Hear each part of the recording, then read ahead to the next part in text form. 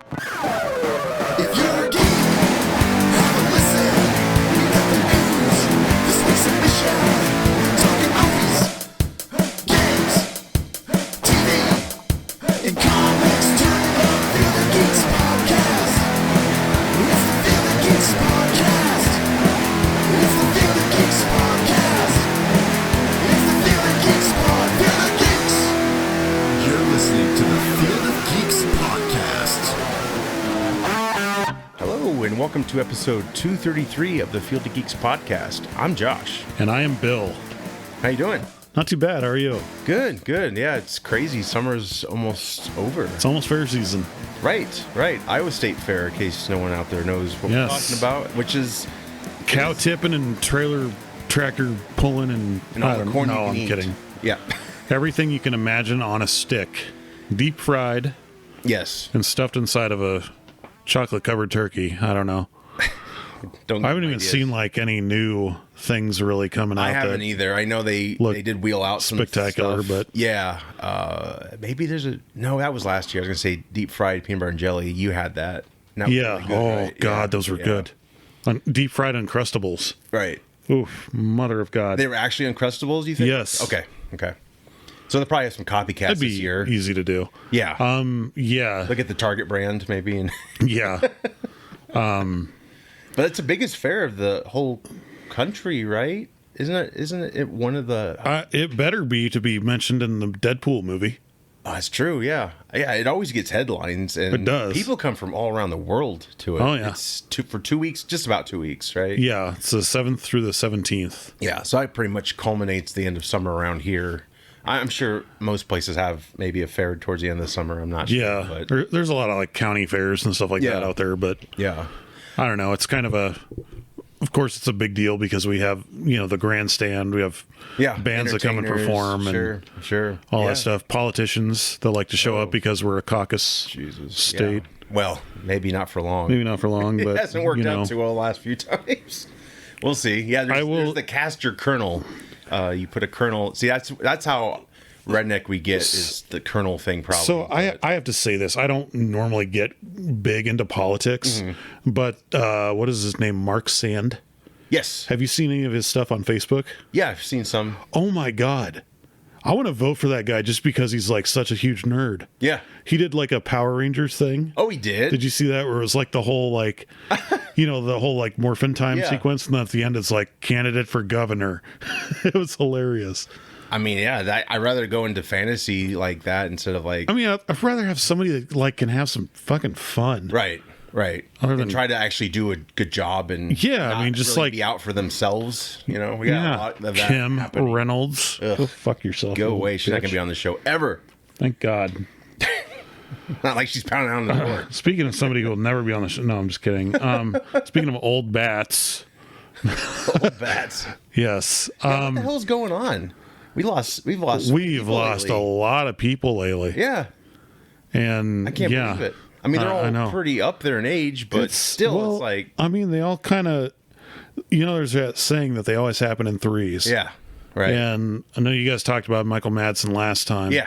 Yep. We've had... So, three notable ones that I can think of. Malcolm Jamal Warner, who is probably the only, like, cast member from The Cosby Show that isn't a gigantic piece of shit. But man, that seemed like, what was he, like 57? God, he might have been even something like that. He might have been early 50s. I gotta look this up. No, that was shocking. 54. He drowned while on vacation. Sounded terrifying. I mean, he got carried out to sea basically, and had to find him. He got stuck in a current. Man, talk about somebody that has Paul Rudd syndrome. That guy still looks... he still looked phenomenal for 54. He never... I mean, I know he's been in a few things here and there. He never really got that, like, resurgence that a lot of... He could have, though. That's what pisses me off. You know? He had the looks and the charisma, like... I guess he was like a musician in real life as well as a poet and very well liked within the community. Like, he seemed like a dude and I'm sure the Cosby residuals are pretty good, but... Well, I'm sure. Yeah. Still, though, it's like I wish she would have got more work. It was kind of like one of those wasted, and it's politics. I'm sure you got to know the right people and all that bullshit. Well, and I think Cosby, the whole thing with him, I think put a lot of shade on that cast and the show itself, which to me is.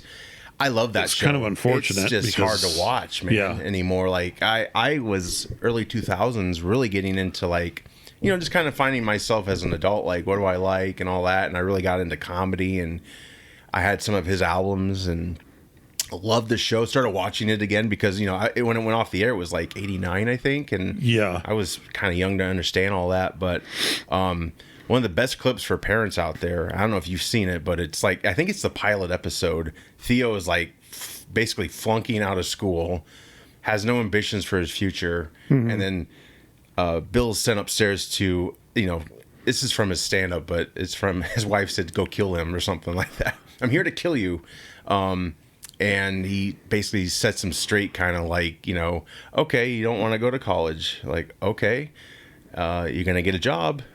You have to get your own place because you're not going to live here. And he just breaks it down. Like they do the Monopoly thing. Yeah. Where it's like, it's a great lesson. In fact, the other day, if my daughter watches this, she's going to hate this, but we try to show it to her, get her, because she's entering senior year and we're just trying to wake her up to reality more. Yeah. So we played that. And of course, she just kind of like shrugged it off. But hopefully she listened to some of it. But it's a great clip. You should definitely check it out. But yeah. Very sad ordeal, and the narrative is still in flux. Like, there's so many like accounts. Like, he went out there with a friend, he was out there with his daughter, he was out there by himself, and it's like it's the constant game of telephone. Whenever something like that happens, it's like you never get the like. Yeah, somebody probably at one point had like 10% of the whole story. Yeah. And then it just blew up from there. Right. And I don't think there's any foul play, but yeah, it doesn't I don't think so. Matters. There's that, it's in another country, so you got that kind of jargon to get through and translate. But Ozzy Osbourne, man. So huge. For those of you, of course, you all know we film live here in Des Moines, Iowa. One of our biggest claims to fame, aside from Korn, Slipknot, and Pigs, and Korn itself, right? I said Korn, not the band. No, I said Korn, Slipknot, and Pigs. My bad, because there's a band called Korn. I'm like, no, I just not realized that one. They're not from Iowa. My bad. Okay. That's my Jonathan Davies impression. So, little known fact for those of you who may not know your Iowa history. On January 20th, 1982, at Veterans Memorial Auditorium, the infamous bat incident occurred. We've all heard the story about Ozzy biting the hat off the bat.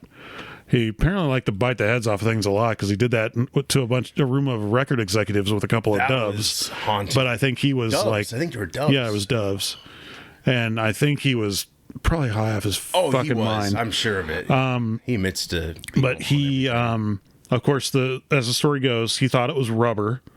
Mark Neal, the guy that he was 17 at the time, who threw the bat up on stage, he, after the fact or something like that, said it was dead, but it was live. It managed to bite Ozzy. Oh, it did. Yeah, so he had to go through rabies treatment and all that stuff.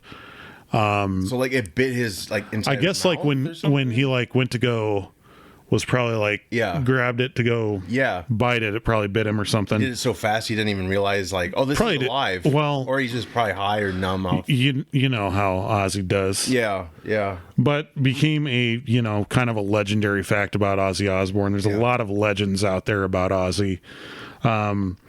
Of course, on the 37th anniversary of the infamous bite heard round the world, he sold a plush bat on his website that had a detachable head. It sold out in 1 hour. Oh, I believe it. The first run of them sold out in 1 hour. Do you know how many were produced initially? I don't. I'm just curious. I'm sure. I don't, but they're they've got to be like the Ty Beanie Baby of the metal world. Yeah. You know what I mean? That thing's probably going to be worth something by now, but. Right.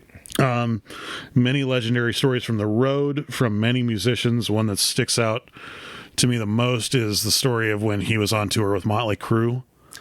Did you ever hear this story? I saw the movie, and I think he denied his depiction of him in that movie. Yeah. Like Hanson snorted him, didn't he? The story was that like, I want to say Nikki Sixx and probably Tommy Lee were like trying to Ozzy were like all trying to outdo each other. Yeah. And there was like a popsicle stick on the floor of this like pool area with a line of ants going to it, and Ozzy got down on his hands and knees and snorted it. And then one of them, I forget who it was like, well, I can top this, and pissed on the side of the pool and was going to get down and start licking it up. Yeah. And before he could do it, Ozzy pushed him out of the way and started doing it himself. Oh my God. But aside from all those legends, he was very, all those like party stories, pissing on the Alamo, biting the heads off him, I heard. Yeah. When he passed. Yeah. Biting the heads off animals, all this other stuff. It's just a tremendous career in music. And the man, like, no matter how down he got, he built himself back up. Yeah. Of course, Parkinson's is a beast of a disease to have to deal with. Right. And for those of you that saw it, I know it was like on pay-per-view and stuff like that. There was a Back to the Beginning concert, which was a benefit concert held in the UK, I believe it was. Yep. Black Sabbath. Yep. Yeah. Black Sabbath got on stage and performed with the original lineup for the first time since 2005. Of course, Ozzy had to sit on like kind of a throne kind of thing because with Parkinson's, he was pretty much like unable to walk. But they will be doing a tribute theatrical release in early 2026. Oh, that's wonderful. Of that. Yeah. To honor Ozzy. Great. That was a hell of a concert. It was just one night, right? It was. Yeah. But there was some acts that were. Yeah. There was like some. There was like some artists that got together and formed like super group kind of stuff where it was like this person from this band was on the drums and this person from this band was on the guitar and stuff like that. And it's like, yeah, man, that's like, to me, that would have been like right up there with like Live Aid as a concert I would have loved to go to. It was a big deal. I actually, thumbing through reels or whatever, there was this artist in the UK and he spray painted like this whole half wall or something off the street. Did you see that too? Oh my gosh, it was amazing. And I think Sharon got out and looked at it and was really impressed. And and of course, we all know the cultural phenomenon that was the Osbournes. That's how I got to know him. I wasn't a metalhead or anything. I don't think I knew any of his music. And then I've always been a big fan of Black Sabbath. Mm-hmm. Ozzy's like, solo kind of stuff that he did, I wasn't ever huge on, but I don't think there's anybody that doesn't know at least 5 songs. Yeah, that Ozzy Osbourne did. I mean, he's had just an amazing career. He and his family catapulted into the public eye, and it was a huge hit, that show. And I think I have at least 1 or 2 seasons of it. It was very popular. And there was, I think it was the first season, they were showing kind of some behind the scenes stuff at like Ozfest and stuff like that. And it was really cool to see. Oh, I mean, just amazingly talented artist. And it was Iron Man, that I think they got permission to use his song for that movie, I believe. And man, that was a hell of an end credit for that first Robert Downey Jr. film. And I just love how they had like the special effects schematics with the music. It was really it was a nice pairing. And the Osbourne showed up on like Pepsi commercials and Austin Powers, Gold Member. That like Pepsi Twist commercial still was just hilarious. We're not the Osbournes, we're the Osmonds. Oh God, I forgot what he said. But his funeral was today. This is a Wednesday for everyone out there. By the time you see this, probably be Friday, I assume. Maybe tomorrow, Thursday. But they actually had a a lineup of, wherever you're at in the world where you could go see it. And so I saw a few clips. I didn't really tune in, but yeah, it was very sad. And I think we've kind of all grown to love the family, and obviously they're in the public eye. So I'm not saying I think today was genuine, but obviously in the past they've all done some annoying things to me, but right. I still have positive thoughts towards them, and I think Sharon worked her ass off, and oh yeah, Ozzy wouldn't have probably had any career without her. I mean, after Black Sabbath already was going on, but when she met him, well, and not just for Ozzy, but she has done so much for so many musicians out there. Yeah. She produced this final tour, I think, too. So made sure he got everything he wanted. And man, I mean, what a way to go out. I mean, other than like if he just went out on stage, that would have been crazy. Yeah. Metal. I saw a thing because, of course, Keith Richards will never die. But I saw a thing that was like it was like a Highlander reference, but it was like every time, a celebrity dies, Keith Richards grows stronger because there can be only one. Something like that. But yeah, I mean, of course, the Keith Richards thing, it's all just a joke, but it is very sad. Losing Ozzy, I don't think anybody that's involved in music as a whole has not been impacted by Ozzy Osbourne. Right. For sure. Another cultural phenomenon, if you will, that recently passed was Hulk Hogan. I'm not going to talk about Terry Bollea because a lot of people wisely separated the two personas. I can separate the two. I put a post on my personal Facebook page. If you're a friend of mine, I think I remember that on there. Yep. I go into detail about that. Like, I don't care about Terry Bollea the man. Yeah, but the cultural impact of Hulk Hogan, what he's meant to professional wrestling, like. There wouldn't be professional wrestling today without Hulk Hogan. Oh, yeah, you can't deny that. He was very talented with that. And you think of, especially, guys like us, we were like 80s kids. Mm-hmm. You know what I mean? There's certain things that you can think of where, like, you couldn't look at anything in the stores or anything like that without seeing something with that plastered on it. And in my mind, it comes down to like Power Rangers, Ninja Turtles, The Simpsons, Hulk Hogan. Yep. Hulkamania definitely ran wild for a while there. It was just kind of like the classic story of like good versus evil. I remember, watching it as a kid, and it was kind of like he was kind of like a live action He-Man.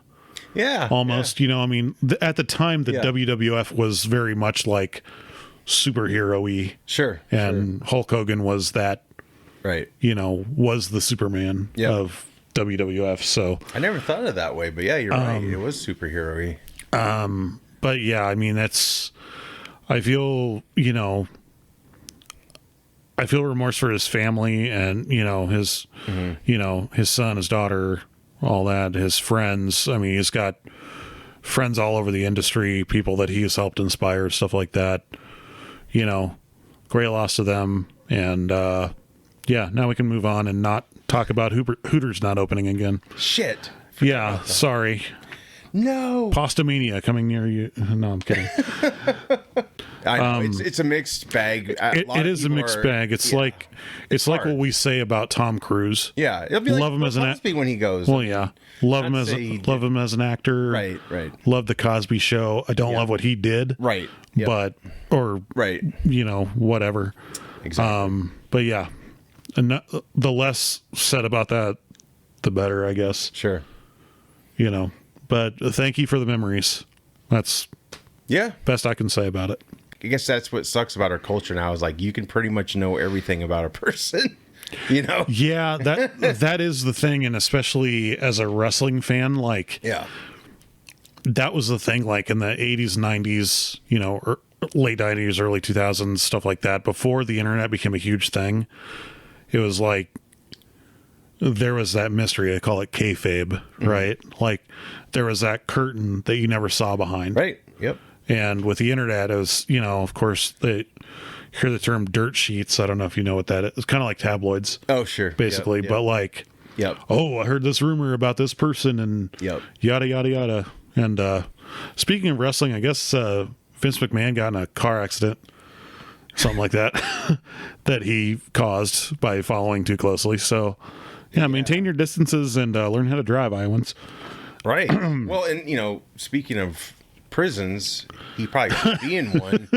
But the Odyssey, did Matt Damon's character come out of prison? Ooh, good segue. I know, right? So I have to, before we talk about this, I have to ask you this because I remember watching it in high school or middle school, one of the two, and I know you and I kind of went to the same schools and stuff like that. Did you ever see do you remember the miniseries they did on like NBC or something like that? Vaguely. Yeah. Was that required in the class you took in high school? It was, I don't think it was required. It was just something like, because we were talking about like Homer and the Odyssey and the Iliad and Greek mythology and stuff like that. And I think it was like part of a social studies thing. We watched it one day or something like that. But it's a very popular noble tale. Much, isn't it? Yeah. And that was kind of my introduction into it. I always liked mythology type stuff like that. Yeah.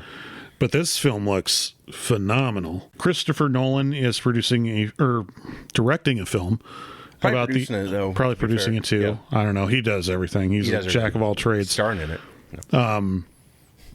Doing a movie of the Odyssey, which will be in theaters July 17th of next year, starring Matt Damon as Odysseus, also starring Tom Holland, Anne Hathaway, John Bernthal, Zendaya, Lupita Nyong'o, Robert Pattinson, Charlize Theron, and Mia Goth.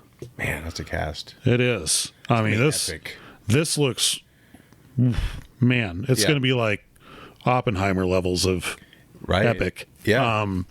And as Christopher Nolan does, he's a big IMAX guy.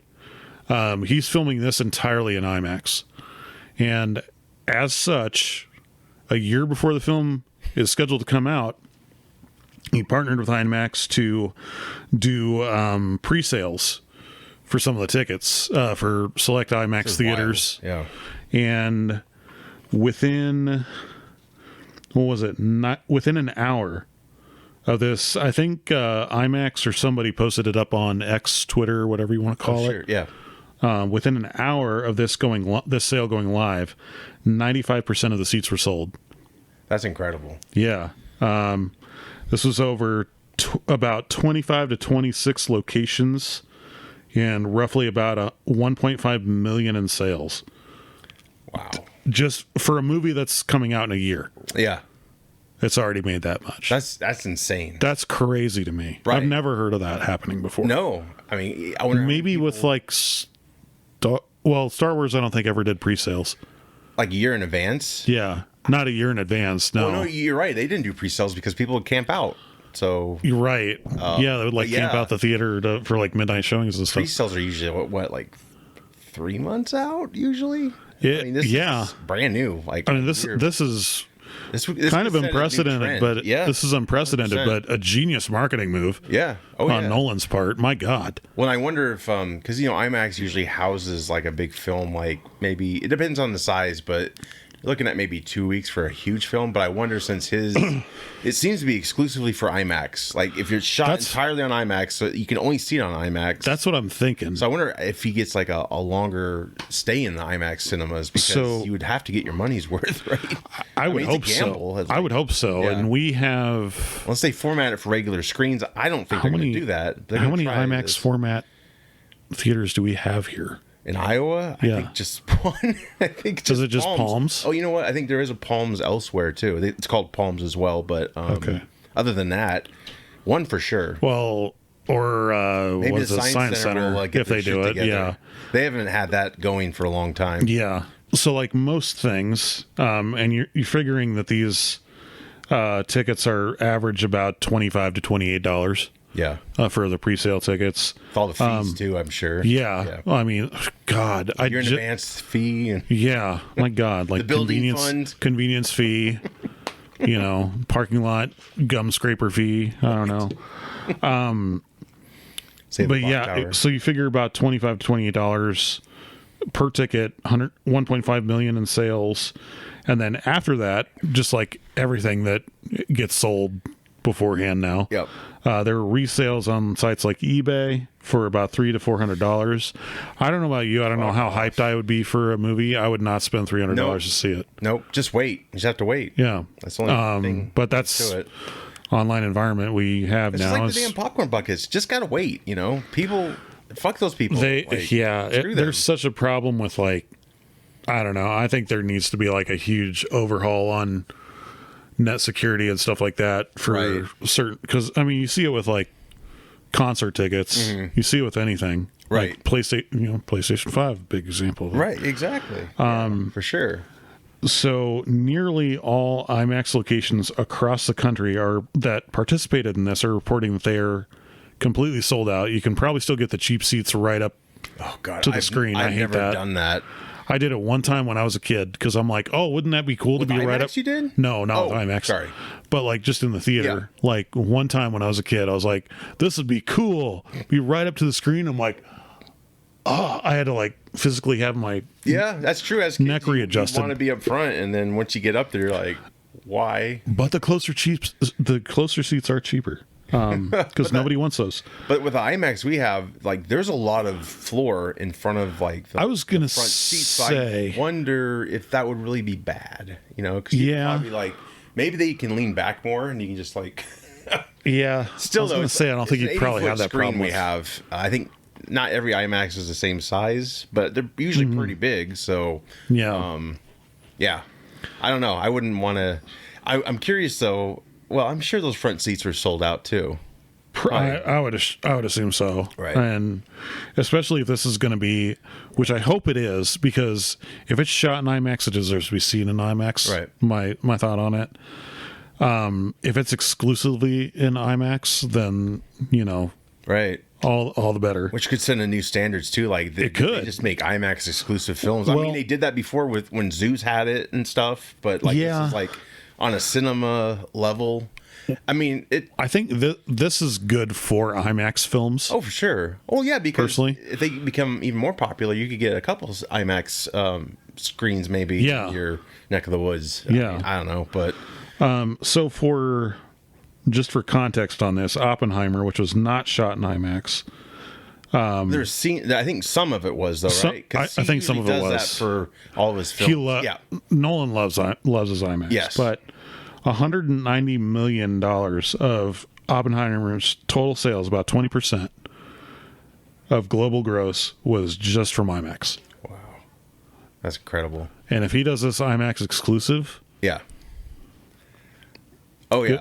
Well, it might even be. I fucking love Christopher Nolan. My God. It might be. You probably want it to be an IMAX for a while because it might take that long for you to get a damn ticket to see it. And it's a long movie, too, I'm sure. So. Oh, I'm sure. If it's, I want to say the miniseries, for comparison, I think was 5 nights, an hour and a half apiece. Wow. Okay. It's a big story to tell. It could be 3 to 4 hours easily. I could see it being a kind of 3.5 hour long movie, kind of like Endgame or whatever. Now that'd be a trend to bring back the intermission. But I think they stopped doing that for many reasons, and I think it was also because they couldn't play the movie again in the same day, perhaps because it just took so much time. Well. Okay, less showings. A lot of that came from also movies having to be on separate reels. Now they're all digital. True. Except his, right? Because, IMAX, because he shoots on film, I think, too. Or maybe he doesn't. Maybe I'm thinking of Quentin Tarantino. But anyway, either way, they figured it in. Well, this is why you buy your exclusive Odyssey popcorn bucket in... It's Matt Damon's beard. Yeah, just wait for a really loud, thundering scene where the bass is shaking so nobody hears the piss hitting the bottom of it. One thing I have to say, since we're on the topic of movies, Yeah. and I just went to go see Fantastic Four. Yep. There's a trailer in it for the new Avatar movie coming out. Yes. Yes. And I have to say this because we've made the joke about James Cameron being obsessed with water. He's like, oh, I know what'll get the internet to stop saying I'm obsessed with water. Put fire in the title. Fuck you, James Cameron. Anyway, moving on. I'm not excited for it because Avatar can lick my nuts. You know what?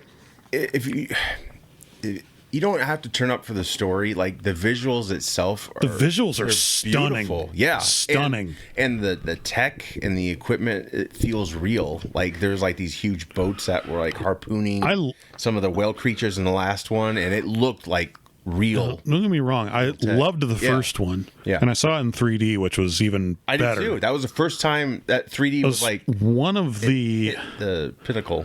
One of the 3 movies I've seen in 3D. Yeah. And that one was probably the best one out of the 3. It was great. Yeah. I remember being in a long concession line. I was like maybe 5-10 minutes late to the movie. And I was like, what the hell's happening? But the second one... I never saw the second one because I was just kind of like... But the way they chose to like reintroduce a certain bad guy, let's say, I felt was really shoot in and rushed. Like it... Right. I don't know. It felt like it should have been more of a reveal. But I do like what he's doing. Like every movie seems to be exploring another region of the planet. So yeah. I mean, it's I could see it becoming like an epic kind of expansive kind of thing, and I know he wanted to do that. Yeah, right. But anyway, and we're getting a sequel a lot sooner than the last sequel. So. Yeah, which I think he kind of learned his lesson on that. But I think it's really cool. Like you're really exploring this planet. Like I don't know if there's ever been another planet out there, like on TV or.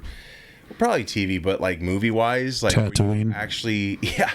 Well, no, I'm kidding. You actually leave a region though, right? No, I know Tatooine's all just mos Eisley. It's kind of the silliest thing when you look at these shows, even Star Trek, which I love.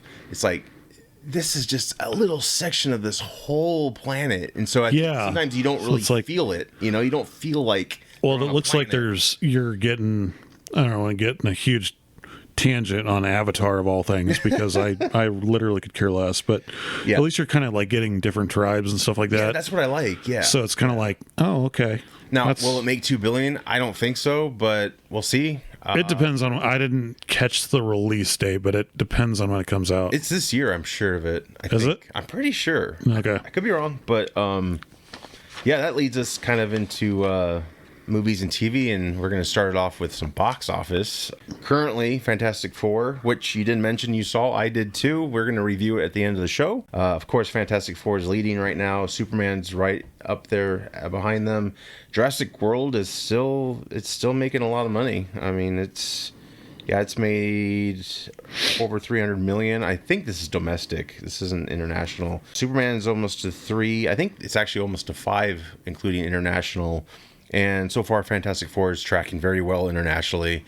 I think maybe because America's usually kind of tied in with Superman, and maybe that's why it's not so hot internationally. Well, it's truth, justice, and the American way. Right, is kind of his. They haven't said it for a while, but you get it. It's part of the character. F1, which I really wanted to see, the Brad Pitt racing movie. Yeah. There is a cool little possibility with that. It's produced by Jerry Bruckheimer. And I don't know if he threw this out there or is just maybe a fan's wishful thinking. But they thought it would be cool to make have this be in the same universe as Days of Thunder, and then you make a sequel with both Tom Cruise and Brad Pitt. I think would be cool. That'd be the only way to get to it. But yeah, I don't know. I think it's done pretty well. Let's see, it's made a little over 165 million here. And then, poor Smurfs, that's tanked. That's only made 22 million. It's got to be so hard for animated films, though, to... It's just Smurfs been done to death. We had that last run. It was like, 2 movies, and then they had the third that was animated, and then we had a break. But again, it's kind of like going into our world. It's really a rehash. I haven't seen this yet. I still want to see it. But it's probably not great. I know what you did last summer. This was like the last weekend I checked. as of right now, they're not even in the top 10. It's only made over 23 million. So not like a Scream resurgence. That's that I hard hoped for a horror movie to do, though. Scream was able to do it, but it took. I mean, they did a 4, right, and then they took like 10 years off, and they came back strong, and ever since then. But Scream was always, I think, a bigger franchise, obviously, than I Know What You Did Last Summer. I like if you were to put a gun to my head and said, which one do you want to watch? Right. I'd say Scream. Yeah. Yeah. But I Know What You Did Last Summer was kind of like a one and done movie. It should have been. And it really was. It's nice to see legacy characters come back. That's kind of why I wanted to go check it out. Yeah. But yeah. I don't know. I'll probably end up just catching it at home at this point, which sucks. There's just so much out. And speaking of that, as you're watching this, I'm sure by now, Naked Gun is out, starring Liam Neeson and Pamela Anderson, which they're dating now. So that's pretty cool. Wow. Yeah, good on them. But it's getting great buzz around it, so I'm happy. It's not like just one of those you see all the funny parts in the trailer. So see, of course, I've been kind of specifically avoiding social media up until I saw Fantastic Four, and same thing with Superman. But I'm getting like kind of burnt out with like all the trailers and stuff like that from Naked Gun. Right. Like, I really want to see it. Sure. And I think it's going to be a hilarious movie. Mm-hmm. But I'm just like, stop already. Yeah. Like you're afraid of ruining the movie. Like too many. I'm afraid of it being like, those are all the hilarious parts in the movie, and the rest of it's just toilet humor. Sure. You know what I mean? But I heard it's really like the 80s one, so it's like that kind of old school, like airplane type vibe, which we need, I think, which is a lot more now. And we have definitely Spaceballs 2 coming out, which hopefully is another one that's going to be really funny. Need some of that silly humor that's like not going to get people all like, oh, can't believe you said that. Right. Like Yeah, maybe test the waters. Like, I'm sorry, we're just trying to be funny. Yeah. Whatever.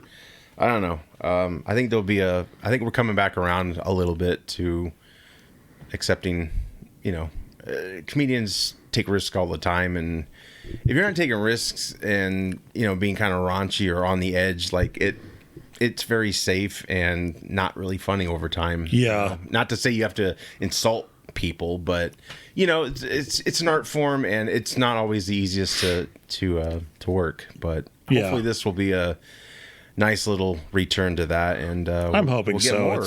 It's a good summer movie to go see. Yeah, it's pretty much the end of summer. I mean, and we're in the August territory now, so it'll be cool. And then of course Weapons, that'll be out next week, which Julia Garner, this is her third movie this year that's been a pretty big hit. I think Werewolf that was a pretty decent hit. I think it was Blumhouse, so it wasn't too much of a budget. But of course, Fantastic Four, she's in that one as well. But this Weapons looks insane. Good. Oh, I know.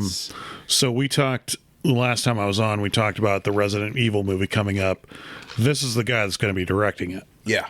And if you haven't seen, if you're excited to see this movie, you can go see Barbarian, which I recommended on the last episode I was on. I think. You can see that for free on Tubi, I want to say. Okay, sure. But his horror style is great. Yeah. He does a very like less is more kind of thing. Yeah. And it's like it's old school too. It's believable. It's not like there's aliens or demons or all this bullshit. Yeah. Thrown in there. Something like that's happening in this one. Yeah. There's something going on. But it looks insane, and the whole mystery with the kids disappearing, like you really feel for the townspeople. Like I just hope, and again, it's getting good buzz. We'll see if that's really true, but it's like how do you answer to all those questions? Like is it just going to be something dumb? Like remember Nicolas Cage, The Knowing? Yeah. Like, all that bizarre shit, and it's like, oh, it's aliens. It's like, or like what the Happening. Oh, that movie was so good, and I was like, just water your trees. Plants. Water your plants. Fucking because of our carbon footprint. M. Night Shyamalama Ding Dong. Yes. Anyway, but this movie looks. It does look good. I think it's the dude from Doctor Strange. His sidekick guy. It's a horrific scene with his eyes like bulging out, and he's like running, like these people are like dying in weird ways. Yeah. I've seen a recent clip where there's like a kid, like it's kind of a shining moment. Her mom or some female comes through the door, and it's just like her face is all like just crazy. Like I'm sure there's been some CG manipulation, but man, it looks good. It doesn't look like fake or cheesy or anything like that. But yeah, this I think is going to be on IMAX too, and I might have to check it out. So that's impressive though. I don't think really there's ever a horror movie on IMAX. So No. But yeah, it's got Josh Brolin in it, and it looks really good. So It does look good. so yeah, definitely got those two coming out to see. San Diego Comic-Con just wrapped up last weekend. There was of course no Marvel or DC panels, but it didn't hurt the attendance or anything like that. South Park had a panel, which they're pretty hot right now after their season 27 premiere. Trey Parker said we're terribly sorry. So yeah, I'm sure he meant that shit. Sure he did. But no, I'm sure he was not forced at all by Paramount to say that. Laughed my ass off. Yeah, and they also poked fun at the Skydance Paramount merger, which they own CBS, MTV, Paramount Pictures, and Comedy Central, just to name a few, probably. Which there's been headline about Stephen Colbert getting fired for. That was crazy. Yeah, that was nutty. I'm happy that South Park poked some fun at certain so and so, but they they attack everything. They did an awesome Kathleen Kennedy one too. Yes, was that last year or so? Put a chick in it, make her lame and gay. They're the ones that can do that raunchy humor. They definitely push the envelope on a lot of stuff, but they don't they're not just pulling stuff out of their ass. I mean, this is they craft it. I mean, this is kind of like based a little bit in reality. Yes. And if we can't laugh at ourselves, who are we going to laugh at? Exactly. Especially because you make basically everything in comedy illegal now.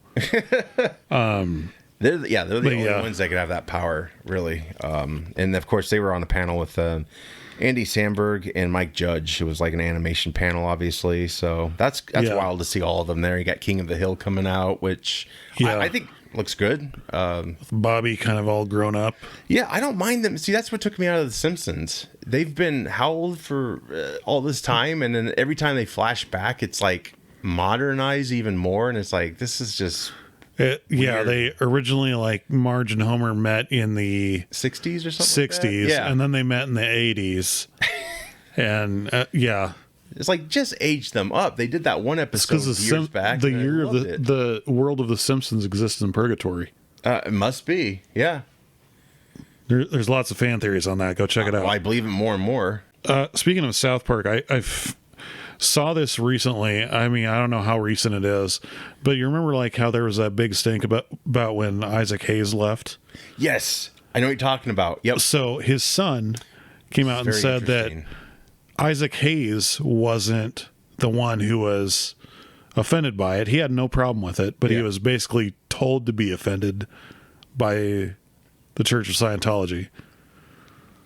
Those fucks. Yep. Which every day, Leah Remini seemed more and more like the smartest person in Hollywood. Oh yeah, good on her. Because I always liked her, but knowing she was a part of that, initially, it's scary.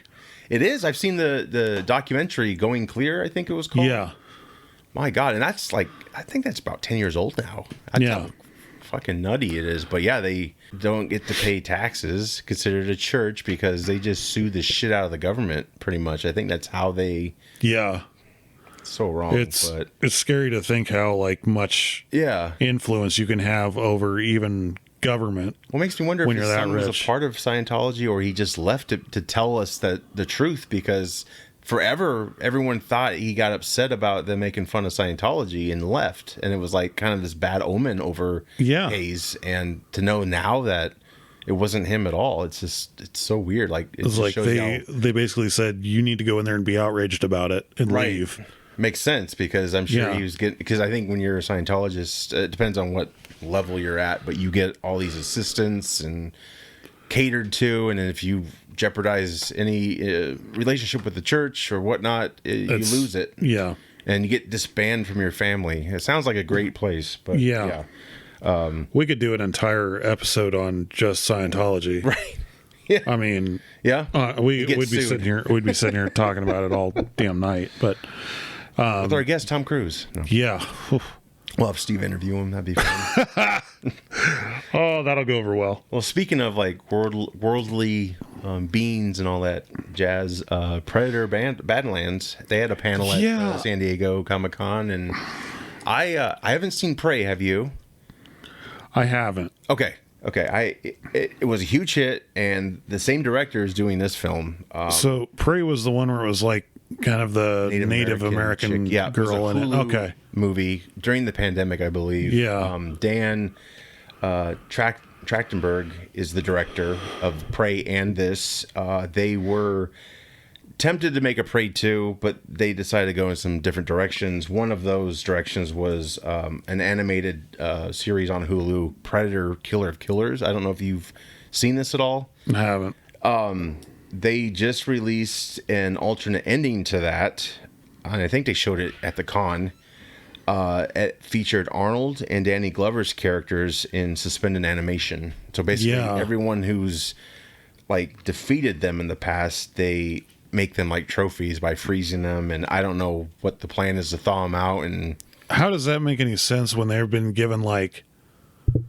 Because the whole thing with Danny Glover's character, the reason he was given the musket or the pistol, right, was because it's like, we respect you. Here you go. It does away with all that. Yeah. So that's it's kind of cool, but kind of like, no, don't do that. And I didn't realize, like, I watched the Badlands trailer. Yeah. Which before looks we did amazing, this. I think. It does look good, but like, I've seen clips of the Predator talking, like in English. Their language. Oh, like, I saw the subtitle. I saw the subtitle one. Like, maybe it's an edited clip or something, and it's like, well, they have done a Predator and human sub-romance in the Alien vs. Predator movie. Oh. Which was dumb as fuck. Oh, I think I remember that.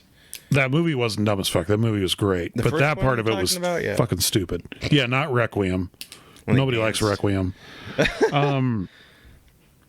But yeah, I first of all, I didn't realize this was going to be a movie. I thought this was going to be a series. Yeah, for some reason. Yeah, I didn't really understand it at first either, but it has Ely Fanning in it, and she's a great actress. And I love the character she has. I like different takes on the Predator. Like, I thought it was kind of cool that like they had Yautja that were like fucking huge. Yeah, and like were the regular Predators like we saw in the original 80s Predator are like, the beta males or whatever you want to call them. And then there's these guys that are like, ooh. It's expanding the universe and toy line, so that's cool. Yeah. Get lots of toys out of it. It's cool. It's like, it's a new look. It's something new at least. And well, something has to be done with the franchise because, I mean, Prey was like their ticket back. They tried the Predator. Was that what it was called? It was Predators, I think. No, they did that, but they also did one after the Predator. Yes, the Predator, where they like at the end of it, they're like they have this mech suit. Yes, yeah, that was dumb as fuck. I wanted to like that. That was a Shane Black film, and some of it kind of worked with the guys in it, but I liked the like little crew they had. Yeah, like that was probably the best. What's his name? Keegan-Michael Key. Yes, was in it. Yep. He had the Predator dogs, which was like, okay. Yeah. Yeah, it got really silly, like especially at the end with the mech suit. That was like, I hope it's in a 42 long, Bubba. What the fuck? I can't wait for more, but Prey revitalized it, and as long as they don't fuck it up, my big thing, and I know I haven't seen the last Alien film, Romulus, I think it was called, right? Yeah. I've heard from a lot of people they were digging Romulus until they started pulling member berries, like basically dialogue Ripley said, and made it their own, which takes it away from Ripley's moment when you get to her story. Yeah. I hate when they do that. It's like they go too far. You don't have to. It's the problem I had with the Star Wars prequels. You don't have to make every single thread connect. Exactly. Right. It's not a spider web. It's a Yes. You know, And Star it's a Trek's branch. done the same It's a thing. branch. Recent Star Trek's done the same Yeah. damn thing. But yeah, this is very unique. Ely Fanning is playing this like robot, which I think it's an Alien Predator crossover because she's a Jennings. Is that the character, the guy who makes the androids? Would be Wayland Yutani. Yeah, that's it. Yep. Yeah, but it's like So I didn't know she was a robot. I saw her eyes like go white in like the very beginning trailers they had, and I didn't. I guess I thought she was maybe an alien, but it's really cool. He's got, I guess this predator is called Deke, and he straps her on his back because she's got no legs, and the director I think said they kind of thought it was like a Chewie C-3PO type moment, you know, to reinvent a little bit. Yeah. And this big creature they're hunting in the film is kind of basically like they're hunting like a Godzilla or a King Kong like creature, like a kaiju kind of thing. yeah. And this predator himself is kind of like a Mad Max in this situation. So that's kind of interesting, I think. It looks interesting. I'll Yeah. give it I probably won't go see it in the theaters unless like I have nothing to do on a Tuesday. Right. Or if it's like getting great buzz and everyone's like, you got to go see this. Yeah, I mean that's one of the things. Like half the time that like I'm on the fence about seeing something, Yeah. I'll look in our group chat and somebody will say that movie was amazing. Yeah. Go see it. Then I'll go see it. Right. I mean, the production value looks amazing, and I think it's I love his weapons in it. Oh yeah, Because they're like they're not like lightsabers, but they're like bladed weapons that have like a laser edge on it, kind of thing, which is really cool. Yeah, and I don't mind his like pulled back dreads. I know it's kind of it's a different look for a Predator, but I wasn't really feeling the look when that first came when they first did the stills of it. Yeah, because I like I like my classic Predator, of course. Yeah, but we'll see. Yeah, I'll give it a shot. No, yeah, it looks great. They screened the first 15 minutes at the con, and the director even said he's been in talks with Arnold. Maybe they can make something happen. He did approve the cameo in this Killer of Killers alternate ending I just mentioned. I don't know if they should even touch that. I think Arnold and Glover's characters should just kind of remain. I think what's worked about every movie they've done is that it's been its own self-contained story. Right, and that's what this director's goal was they could have easily made a Prey 2, but they decided let's just go somewhere else with it. And they're like they've gone to the Predator homeworld, which Predators was the first time we saw that homeworld, wasn't it? Well, that's like a hunting preserve. Oh, so kind it's of not thing. their It wasn't world. their home world. Okay, But I it was actually never seen that movie. I know the bad guy. It's different. It's and it probably doesn't count. It's because I think they've kind of maybe rebooted it slightly, perhaps, maybe not, but So it looks great. I think it'll be out November 7th. So George Lucas made his first appearance at San Diego ever, which is shocking. He was there to promote his museum they're finally opening.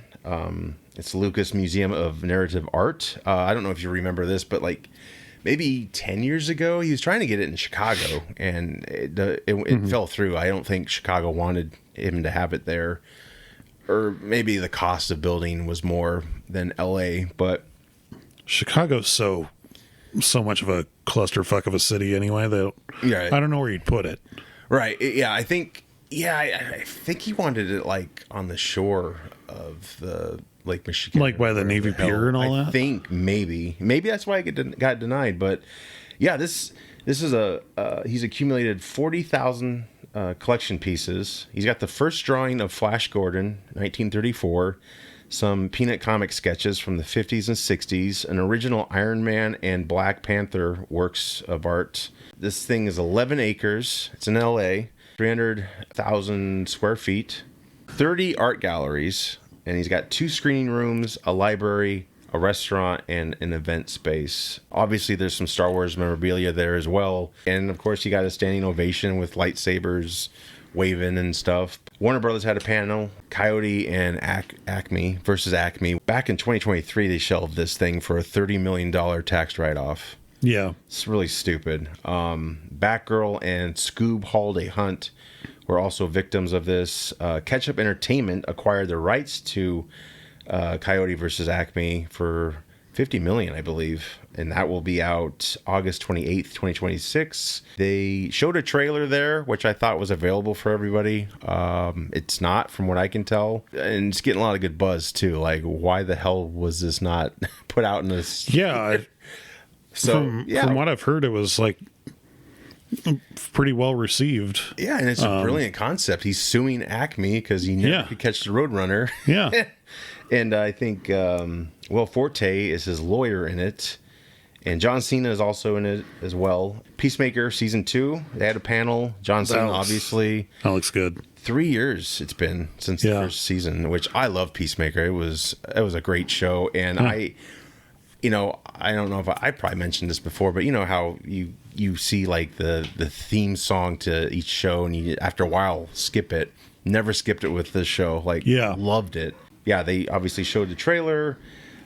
Love the bike he's got in it. He's got a new helmet. It looks cool. The beer scene was funny where he's chucking beers at that guy. And on the third one, she's like, just give it to him. Just hand it to him. Yeah, I'm just going to hand it to him. But yeah, this looks really good. A lot's going on in it. What'd you think of the trailer? I thought it looked good. Yeah. Especially because, he did have a cameo in Superman. Yeah. So it's good to like kind of see this, see that James Gunn has a plan. Yes. Yep. Even if we don't totally know what it is yet. Sure. It's good to see that he's kind of thinking ahead. I really enjoyed season 1 of Peacemaker. I loved John Cena as a wrestler but as an actor, he's one of the few. Start acting too. He did, and I gave him shit, and then I was God, I can't remember the movie that. Maybe it was Trainwreck that I was like, wow, he actually got some kind of. He's got some. He's like, dude, I look like I ate. I like Mark Wahlberg. Yeah, Mark Wahlberg. Yes, I will enter you. Yeah, I think that was the first time I was like, okay, I kind of like this. I was skeptical up until I saw the Suicide Squad. Oh, sure, okay. And his Peacemaker in there. Yep. And I was like, okay. Yeah. He's got a little something here. And hats off to him. I think he probably got this from his wrestling background, but he dresses up as Peacemaker a lot in these press junkets. And this panel, he dressed up as Peacemaker as well. So he really owns it, Yeah. That's awesome. Well, I mean, he pretty much has to be like sewn into the suit, so when it's on, I guess that makes sense. And we are seeing like consequences from the Suicide Squad. You got Rick Flag Sr. upset, obviously, about his son being killed. So that's cool too, because that was another character that I liked in Superman. Was Rick Flag Sr. Yep. So that's what's nice is they're like all these characters are gonna be like peppered, because he's also in Creature Commandos. Yes. Same actor voice, Frank Grillo. Frank Grillo.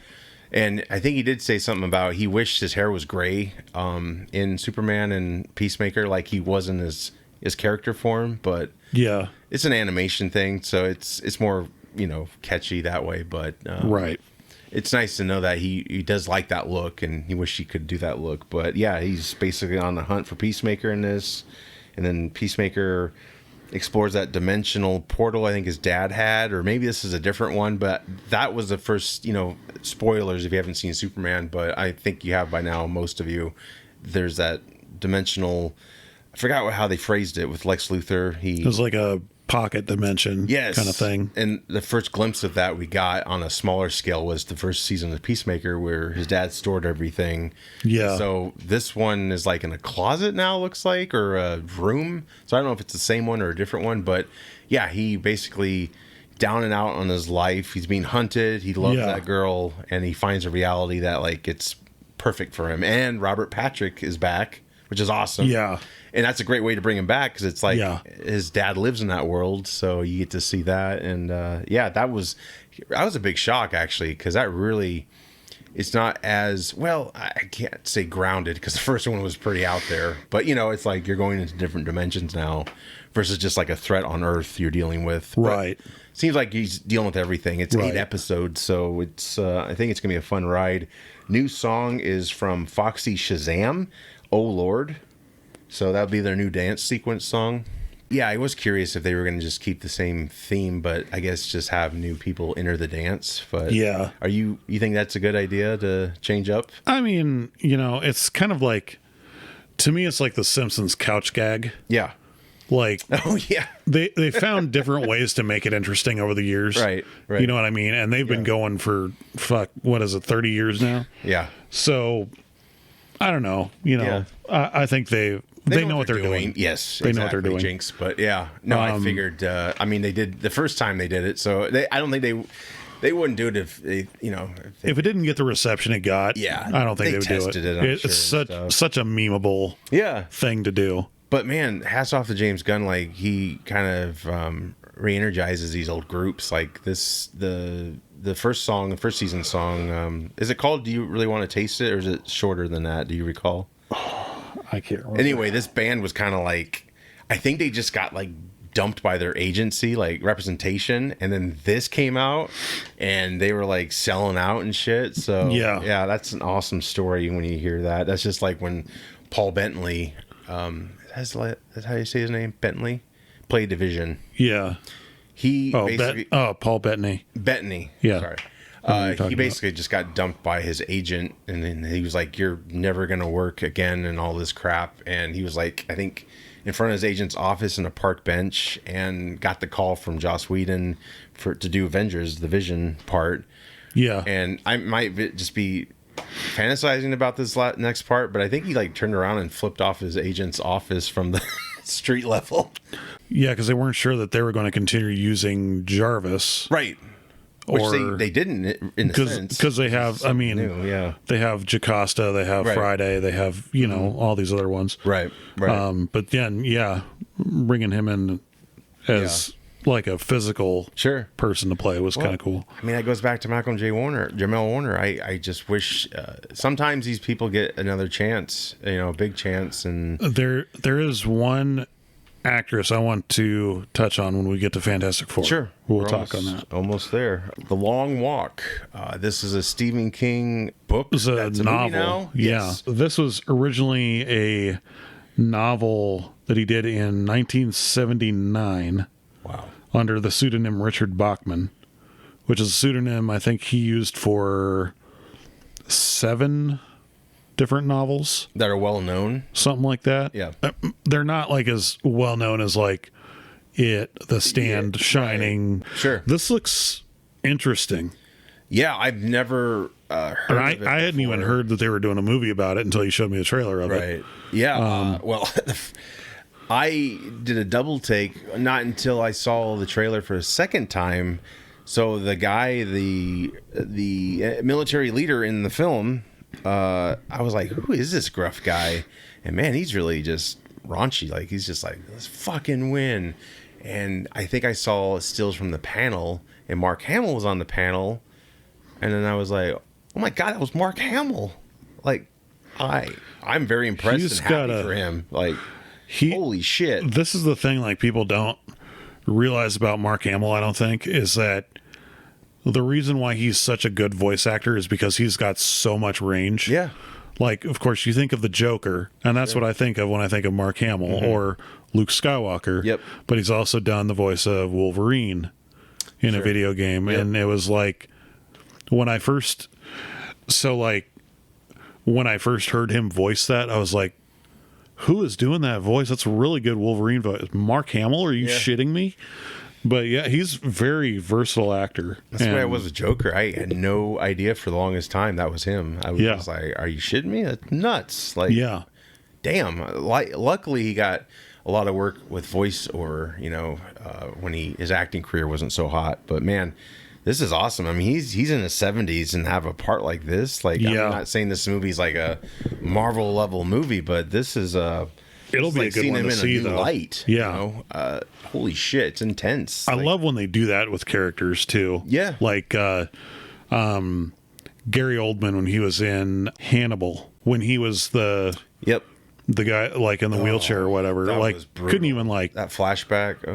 Couldn't even like recognize him as Gary Oldman. No. I was like, that's fucking Gary Oldman. Are you kidding me? Yeah. But I love it when an actor can do that and subvert expectations. Sure. So that's really cool. I'm looking forward to that. Oh, same here. This movie looks intense. It looks like it takes place in the past, like in the 60s. So I don't know if it's like an alternate past or it's just one of these like secret operation, I don't know what the story is to The Long Walk, but it also stars Cooper Hoffman, who of course is Philip Seymour Hoffman's son. Great actor in his own right. He is.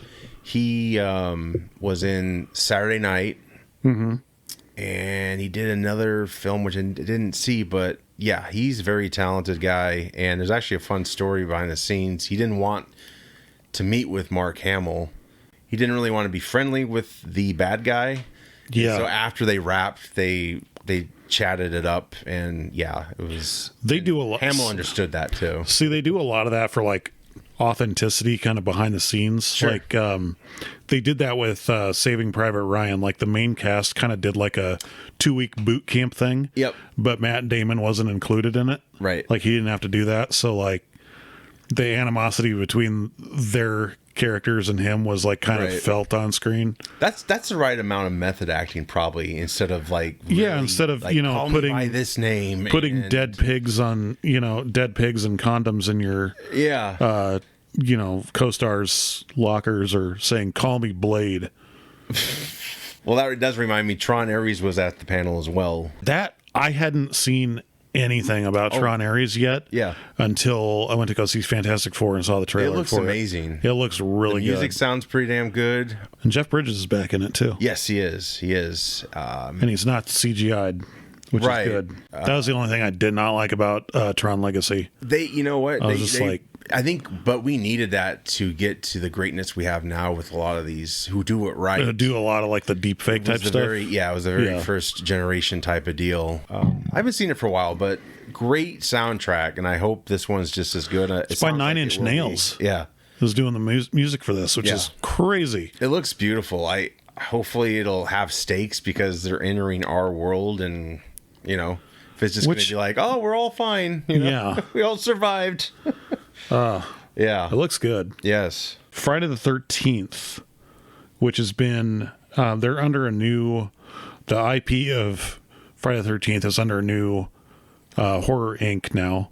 Okay. Is it also the Jason universe too? They're trying to get together. Yeah. Yeah. So not a lot of information was put out, but we are getting supposedly of course, there's the Welcome to Crystal Lake prequel series on Paramount that's coming out. Yes. We already kind of knew about that. We're supposedly getting a sequel to the 2009 film. The remake. Yeah.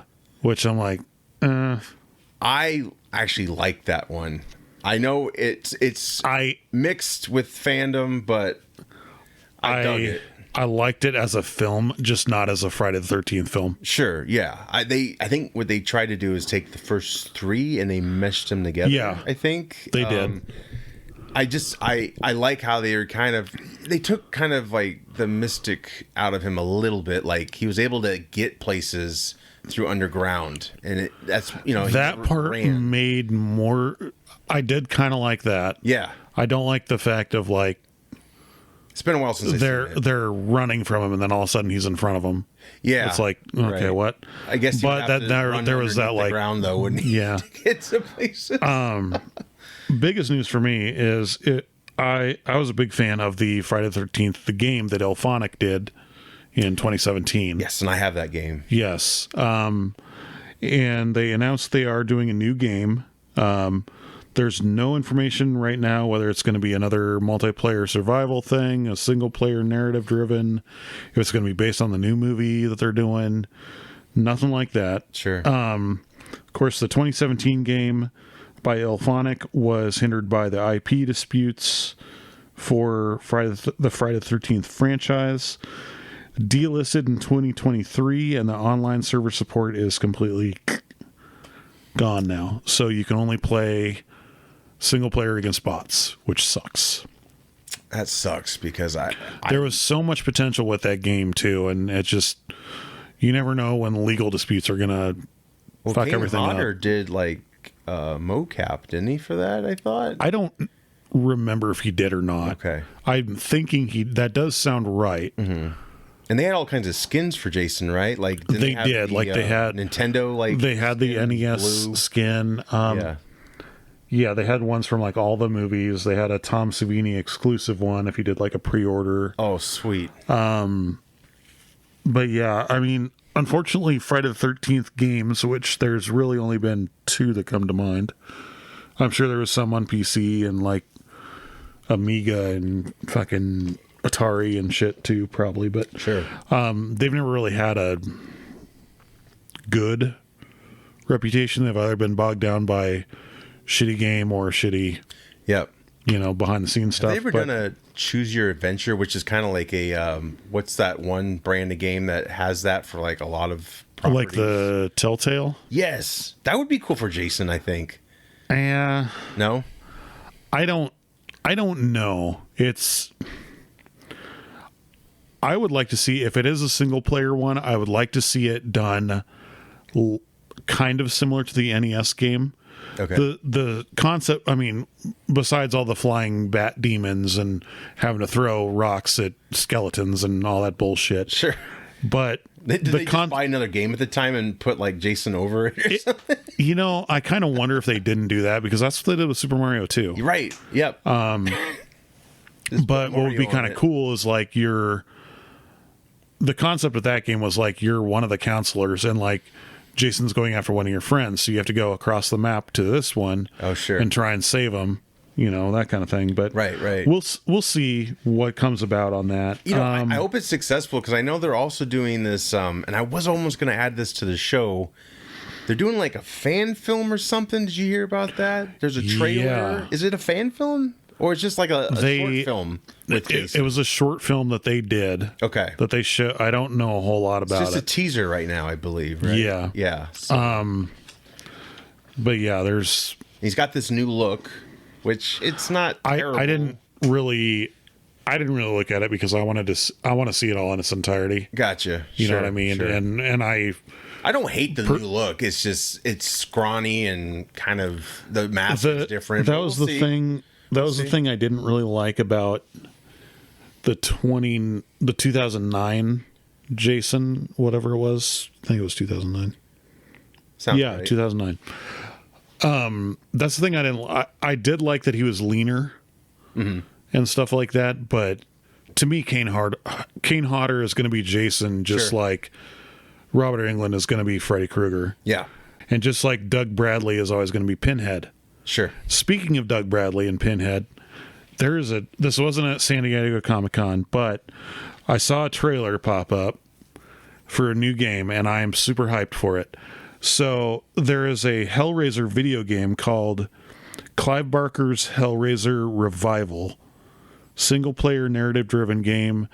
It reminds me a lot of like Outlast and stuff like that, sure. Where it's just like there's all this horror going on and you need to survive it, like just run away because you're going to die.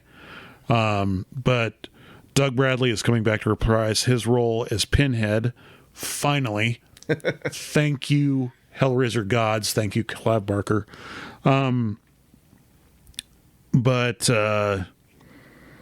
Yeah, kind of similar to like what they did with RoboCop. Cool. What's that guy's name? Peter Weller? Peter Weller, Yep. Thank you. More of that, man. Kind of That's how you similar bring to people back. See, and that's the thing is like you Like don't Arnold. have to do them for mocap, but like you can do it for like their facial features Yes. and like for their voice, so you get that. Sure. That's the thing I loved about RoboCop. I am going to eventually do a video on my channel where I am going to kind of review it too, as well as do Someday a I hope gameplay to of have it. that game in the system that goes through. So. Yeah, but what's really cool about that is that, especially if it's a character that you love and a franchise you love like that, it almost like replaces the crappy sequel with that. Sure. Like, this is a sequel we should have gotten. Yeah. And I love the Hellraiser universe. You're going to be able to like actually go to the Cenobites universe in this, Ooh, man, which that'd is going to be, trippy, I bet. If they do it right. oh man. And it looks good. It doesn't look like they are skimping on the No, like gore and everything. Well, yeah, it looked real. The people in it looked real. When I first saw it, I'm like, whoa! It just took me like a split second to be like, oh, this is a video game. I'm like, wow. Yeah, it looks really good. We're going to go into a couple movies here that are video game related. Of course, the biggest one right now, Mortal Kombat 2. We finally got a trailer. We got the cast release for it. Yeah. We got the character posters. What do you think about this? I love it. Yeah. It looks great. And sadly, I don't remember much about the first one, except for obviously Scorpion, right? And Kano. Yeah, and Sub-Zero. Yes, Kano's back. Oh, Which man. I'm like, how? But okay, I'll take it. So, yeah, and that's the thing. I'm sure will be explained in this. You know, of course, they kind of tease that at the end of the first one. Death is just another portal and blah, This blah, blah. also feels like kind of like we were talking about appetizers before. Like that first one was an appetizer. Well, like and they're doing that on purpose. Okay. They're doing that on purpose because, like we kind of talked before, this is the second in trilogy. So the first one was before the tournament. Yes. Getting to know everybody. Sure. This one is going to be the tournament. The third one is going to be the fallout from the tournament. Okay. The rest of the cast from the first film is going to return. Be releasing this October 24th. Oh, nice. And I am petitioning right now for us to do a Field of Geeks at the movies. That'd be cool. Sure. Or like we all go see it and then do a review afterwards or something. Yeah. Discussion. Sure. That'd be cool. There are some, I don't know if you saw this or not, but so the big reveal in this, Carl Urban playing Johnny Cage. Yep. Like an older Johnny Cage, kind of a washed up actor. Did you have you gone on IMDb and seen the fake Johnny Cage page they did for him? I saw like a screenshot of it, and I meant to bring it up in the last episode. We did talk about the trailer and all of his other films, but I think I forgot to mention the IMDb thing. That's really cool that they like went to that much work for it. Right. That's awesome. That's very creative. Good on the marketing for that, because they should totally exploit it like that. And of course, you know, I'm hoping we get an epic soundtrack with this one, like we did with the 1990. I would soundtrack. just put the CD in from the 1990s. Oh man, I'm pretty sure I wore that one and the Annihilation and the More Combat one out entirely. Yeah. Well, but it introduced me to so many new bands that I had no idea. Very techno-centric, right? Yeah, it was very techno. But the last Mortal Kombat movie, the reboot, if you will. Did they have the theme song in it? I don't recall. They did, but it was instrumental, and it was okay. But it was the same like dun dun dun dun dun. You know, kind of so we get some of the fight scenes and stuff like that in the trailer. We are getting new characters in this one. We've talked before about Martin Ford playing Shao Kahn.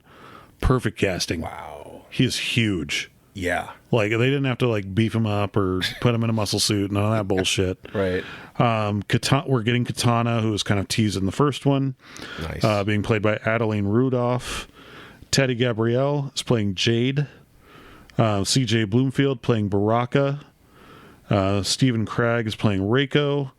Damon Harriman playing Quan Chi. And Anna Nguyen, I think that's right, is playing Queen Sindel. Looks good. Yeah. It looks like a refresher, too. Like, maybe you don't need to see the last movie if you don't want to for some reason, but... I was thinking that at first, but Cole Young is in it. Right. The, like, you know, whatever... The new character they made, right? Bronze Panther, whatever you want to call him. Yeah. Which I didn't... when I saw that movie, I thought that was already a character, but that was a whole thing, right? Yeah. That was my thing, and that I kind of thought, and the director kind of sort of echoed my thoughts on it, but he's like a stand-in for the audience. Yeah, he's like us, he's like Joe Everyman who has no powers, has no idea what the hell's going on, but and then I do want to see the first one again. This one we're finally getting into the tournament. Of course, you know, a lot of guys are coming back. Kano is back. I'm so glad for that because he made the first one for me. He did, man. He was really. I mean, I'm very excited that Scorpion's back. That actor's great too. Hardcore Scorpion fan, but we're at least getting the Noob Saibot Sub-Zero, right? Yeah, okay, that's what that is. Okay, so there's a scene where he chucks the spear at him, and pulls, and his duplicate comes out. Yeah. Oh, that looks so fucking good. It looks really good. Oh.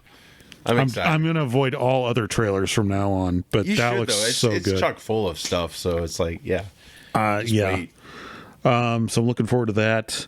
Five Nights at Freddy's 2, which will be coming out in December of this year. I think it got a bigger budget this time, too. Yes. It looks amazing, like shot. I could not find this or not because they are using the updated animatronics in this one. Oh.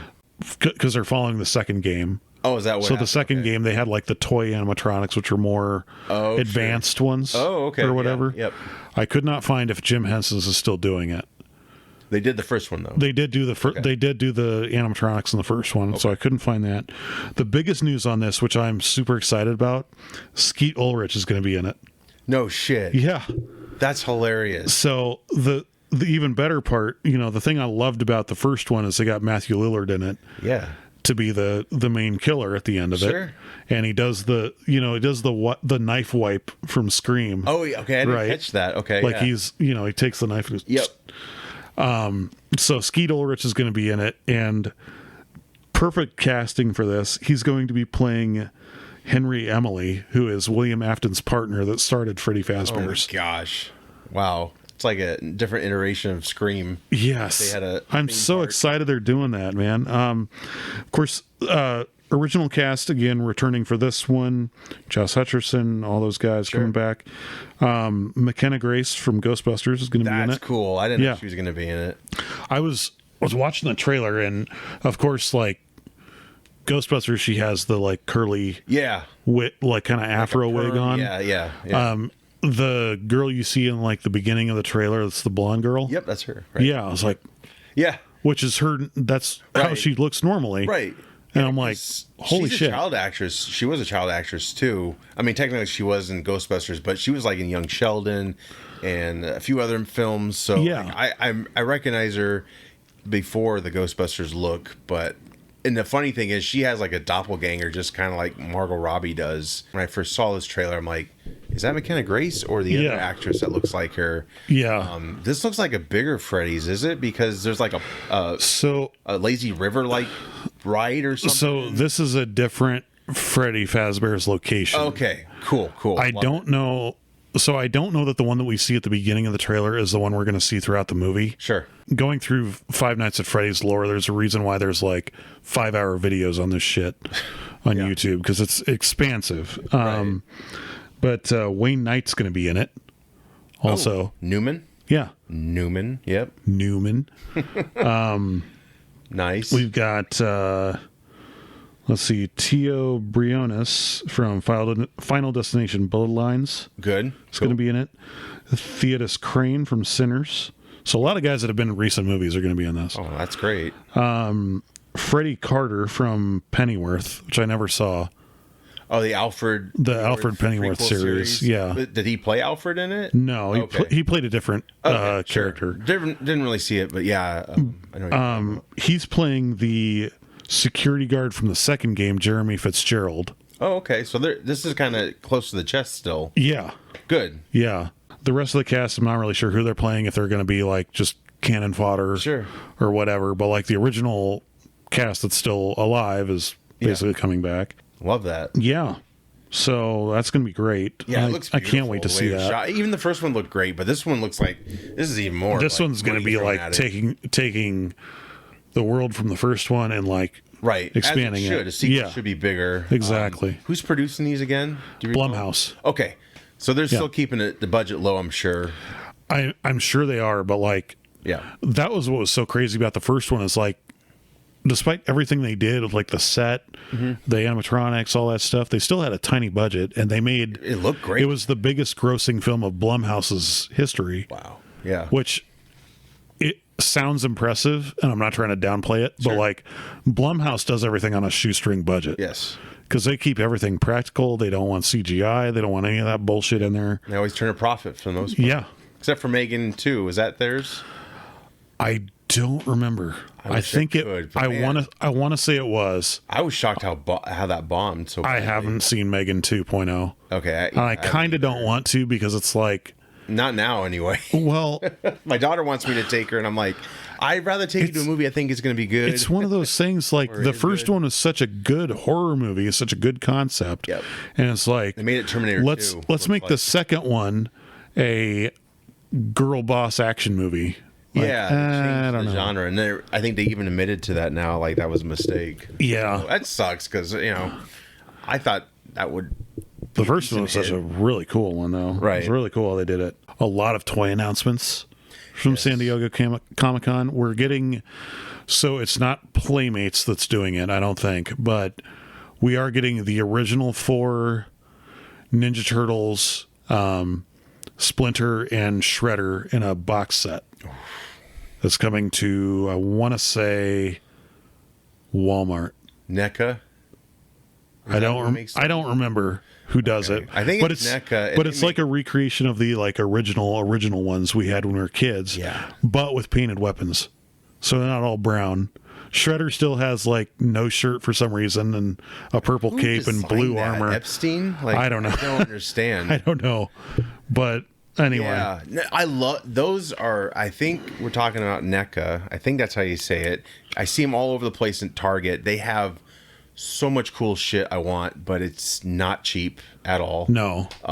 But that's awesome. I love all the retro toys we're getting. I think Superpowers line of toys that's from our youth is back. Yeah. I will say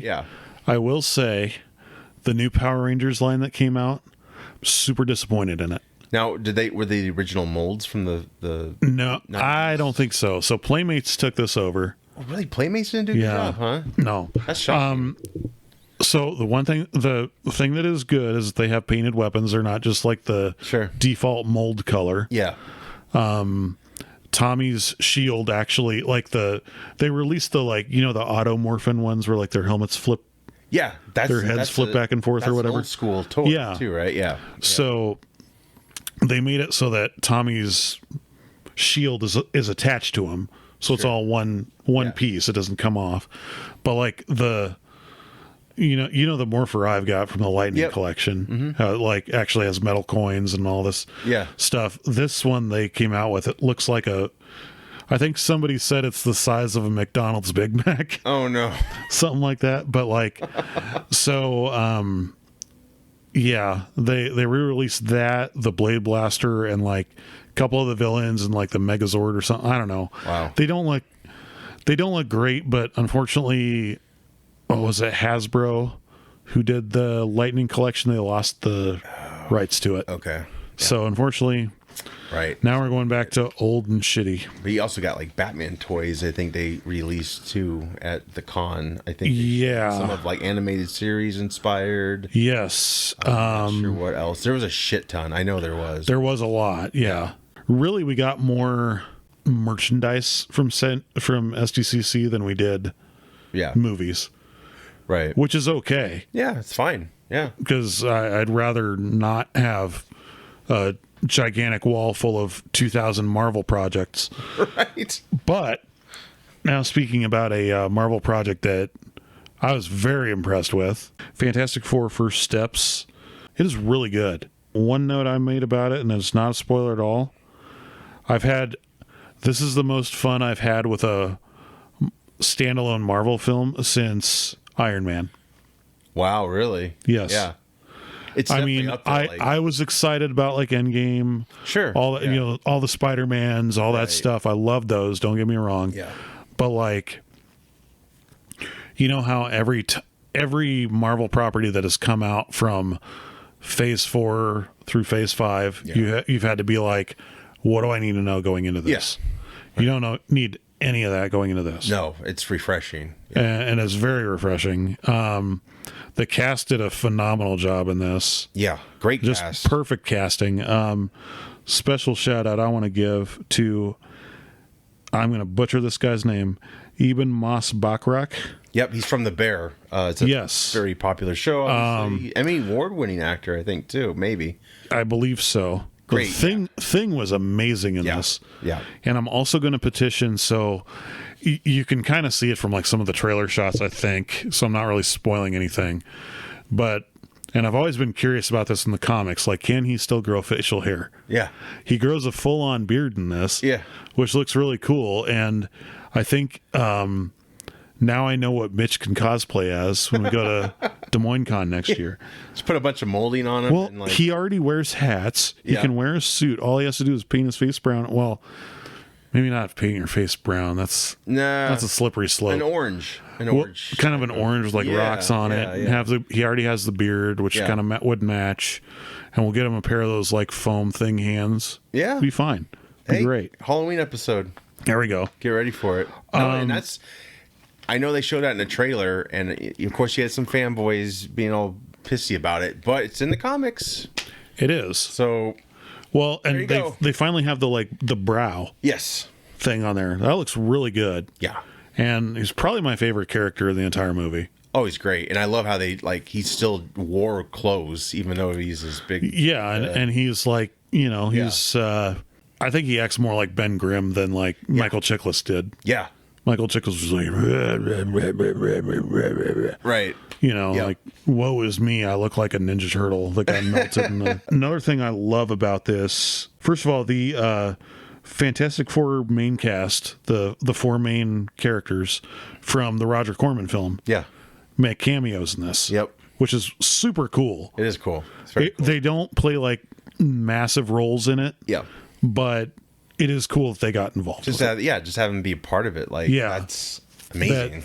We can't. I love that they're getting creative with stuff like that because, sadly, Stan Lee can't be making a cameo in all the movies anymore. Sure. So it is cool that they do stuff like that. Sure. I also so I'm a huge fan of the Fallout games. Yep. Like Fallout 4 especially is like probably one of my favorites. This reminded me of like what Fallout would be if the bombs hadn't dropped. Sure. And they had resolved the war and there was world peace. The 50s into the 60s. Yeah. Yep. Like this reminded me so much. I love the retro futuristic stuff. I love the analog technology. Really cool. Like, everything seemed functional and just loved it. Buttons. Give me some buttons. And it makes a lot of sense. I don't think I'm giving away something huge here. No, I mean they showcased it in the trailers. But this takes place in the 828 universe. Yep.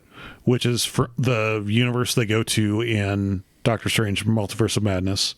Oh, they did? Yeah, it's the same universe where like the Illuminati was and all that. Oh, okay. So it makes sense that they are this advanced in the 60s when you see how advanced they are in modern day in that film. Was that the one where they had to go on red or something? Or is that a different universe? I don't remember if that was the same one or not. Okay. I just remember makes me want to go watch it now again. Well, when you do watch that, they have the little thing where like you can go in front of it and it shows you your memories. Oh, sure. Yeah. And it shows us really advanced like New York City. Yeah. Which it's like, how did we get from here here? Sure. How did they advance so far? And shows you what a little piece can do. You know what bothers me about that? How can you see yourself? Shouldn't it be from your POV? Yeah. I know it's nitpicking, but it's kind of weird to be like, I want to see a memory, but only you know how it looks through your eyes. Yeah, like you don't see yourself like you're over the shoulder camera. Yeah, and I get it because that would be kind of hard to watch on screen, I guess, but it kind of is something silly about that, but it's so advanced you can see yourself, let's just say that. Yeah. And one thing I want to bring up, because I know a lot of reviewers that I don't necessarily agree with, maybe not reviewers, but like what people are saying going into this, was like, I can't believe they gender swapped the Silver Surfer. Shala Ball. Pay attention. Shala Ball is a character from the comics. Yes. Granted, in the mainstream comics, she's Norrin Rad, the Silver Surfer's girlfriend or wife or whatever. Yep. There are comics where she is a Silver Surfer. Right. Granted, they're like Elseworld kind of things or whatever, but that is a character from the comics. Yeah. And it's an alternate reality, so Nerdrotic, shut the fuck up. Anyway. Amen. You racist piece of shit. Anyway. No, what did you think about it?